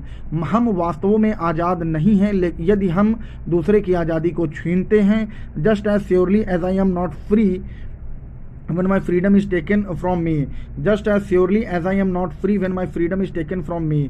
यह इसी तरह वह व्यक्ति जो अत्याचार करने वाला है वह उसी तरह आज़ाद नहीं, जिस तरह यदि कोई मुझे मेरी आज़ादी छीन ले तो मैं आज़ाद नहीं रहूँगा, उसी तरह वो भी आज़ाद नहीं है। अब इसमें अंत में एक निचोड़ लाइन लिखी, the oppressed and the oppressor, the oppressed and the oppressor alike are robbed of their humanity. The oppressed जो अत्याचार करने वाला है, जो दमनकारी है, द ऑपरेशर जो दमन को सहता है, अलाइक और रॉब्ड दोनों एक ही तरह से ठगे हुए होते हैं, लूट ली गई होती है। उनकी क्या लूट ली गई होती है? ऑफ देयर ह्यूमैनिटी, उनकी मानवता को लूट लिया गया होता है। अब इसमें इसका मतलब ये है कि जैसे इसमें पहले सेंटेंस में बताया गया है कि जो हेट्रेड है, कोई भी व्यक्ति जन्म से किसी का रंग या किसी का कलर, या कोई काले कलर का है या गोले कलर का है या नाटे कद का है, इसको देखकर कोई जन्म से नफरत नहीं करता है, उनको ये सिखाया जाता है। और जिस समय सिखाया जा रहा होता है उसी समय उसकी आज़ादी छीनी जा रही होती है, और अंत में वो हेटेड करना सीखता है, और जिसके लिए उसके मन में हेटेड आता है उस पर वो दमन करना चालू कर देता है। तो इस तरह से आज़ादी छीनी जाती है। कैसे आज़ादी? जब किसी के मन में किसी समुदाय के प्रति, किसी कम्युनिटी के प्रति घृणा भरी जाती है, नफरत भरी जाती है। हम अपने समाज में भी देखते हैं, बहुत सारे लोग रेस को लेकर, कास्टिज्म को लेकर, रिलीजन को लेकर एक दूसरे से घृणा करते हैं। और जब घृणा करते हैं तो कई सालों तक उनके मन में जब घृणा को भरा जाता है तो वो एक घृणित व्यक्ति की तरह, जब बहुत सालों तक उनके मन में घृणा को भरा जाता है तो उनके मन में एक परसेप्शन बन जाता है कि फला समुदाय के लोग अच्छे नहीं होते। तो जब भी उस समुदाय का कोई व्यक्ति उनके पास जाता है तो वह उस समुदाय से सही से व्यवहार नहीं करते। क्यों?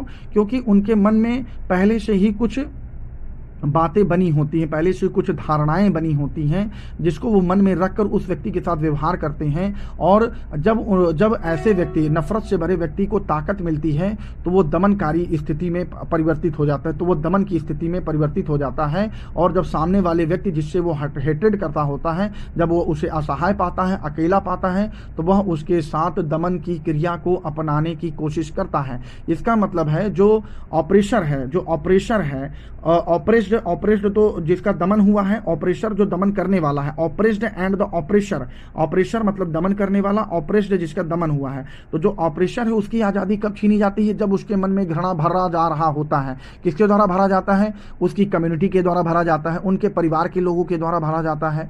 तो इस तरह से एक दमनकारी व्यक्ति का निर्माण होता है। और इसीलिए नेल्सन मंडेला इसमें कहते हैं कि जो व्यक्ति दमन करता है वह तो गुलाम होता ही है, और साथ में जो दमनकारी होता है, जो दमन करने की कोशिश करता है, वह भी गुलाम होता है। इस तरह से यह चैप्टर आपका पूरा खत्म होता है। और नेल्सन मंडेला, और यदि आप समझने की कोशिश करें, और यदि आप समझने की कोशिश करें, और जो उत्तर प्रदेश माध्यमिक शिक्षा परिषद है उसके द्वारा जो सिलेबस है वो यही तय किया गया है। प्रोज में आपका अ लेटर टू गॉड है, जो आप देख सकते हैं हमारे इस चैनल पर। नेल्सन मंडेला चैप्टर है। इस तरह के 1 2 3 4 5 6 चैप्टर हैं। ग्लिम्सेस ऑफ इंडिया में 3 चैप्टर हैं। The baker from Goa, Coorg, T from Assam. ये उत्तर प्रदेश माध्यमिक शिक्षा परिषद के द्वारा ये तय सिलेबस है जो आपके सिलेबस में है। उसके बाद इसी तरह से प्रोज है, इसी तरह से पोइट्री के सिलेबस हैं जिसमें 7 चैप्टर हैं। और फुटप्रिंट्स विदाउट फीट और फुटप्रिंट्स विदाउट फीट, इसके द्वारा 6 सिलेबस हैं। तो ये सारे चैप्टर्स आपको हमारे इस चैनल पर पढ़ने को मिलेंगे। धीरे धीरे सारे अपलोड किए जाएंगे और आप इसको देख के पढ़ सकते हैं। और ये गवर्नमेंट, राज्य सरकार के द्वारा 10th क्लास का तय सिलेबस है जिसको आपको पढ़ना है। अब ये इसमें देखिए, from the dairy of Anne Frank, Nelson Mandela chapter के बाद from the dairy of Anne Frank है, एनी फ्रैंक है ये वाला चैप्टर। फिर ग्लिम्सेस ऑफ इंडिया है, मैडम राइट्स द बस है। तो इस तरह से प्रोज में 6 चैप्टर, पोइट्री में 7 चैप्टर, और फुटप्रिंट्स विदाउट फीट में 6 चैप्टर। इस तरह से इतने चैप्टर्स आपको पढ़ने हैं, जिसमें से अ लेटर टू गॉड मैंने हमारे चैनल पे आपको मिल जाएगा। अब यह चैप्टर नेल्सन मंडेला भी हमने आपको पढ़ा दिया है।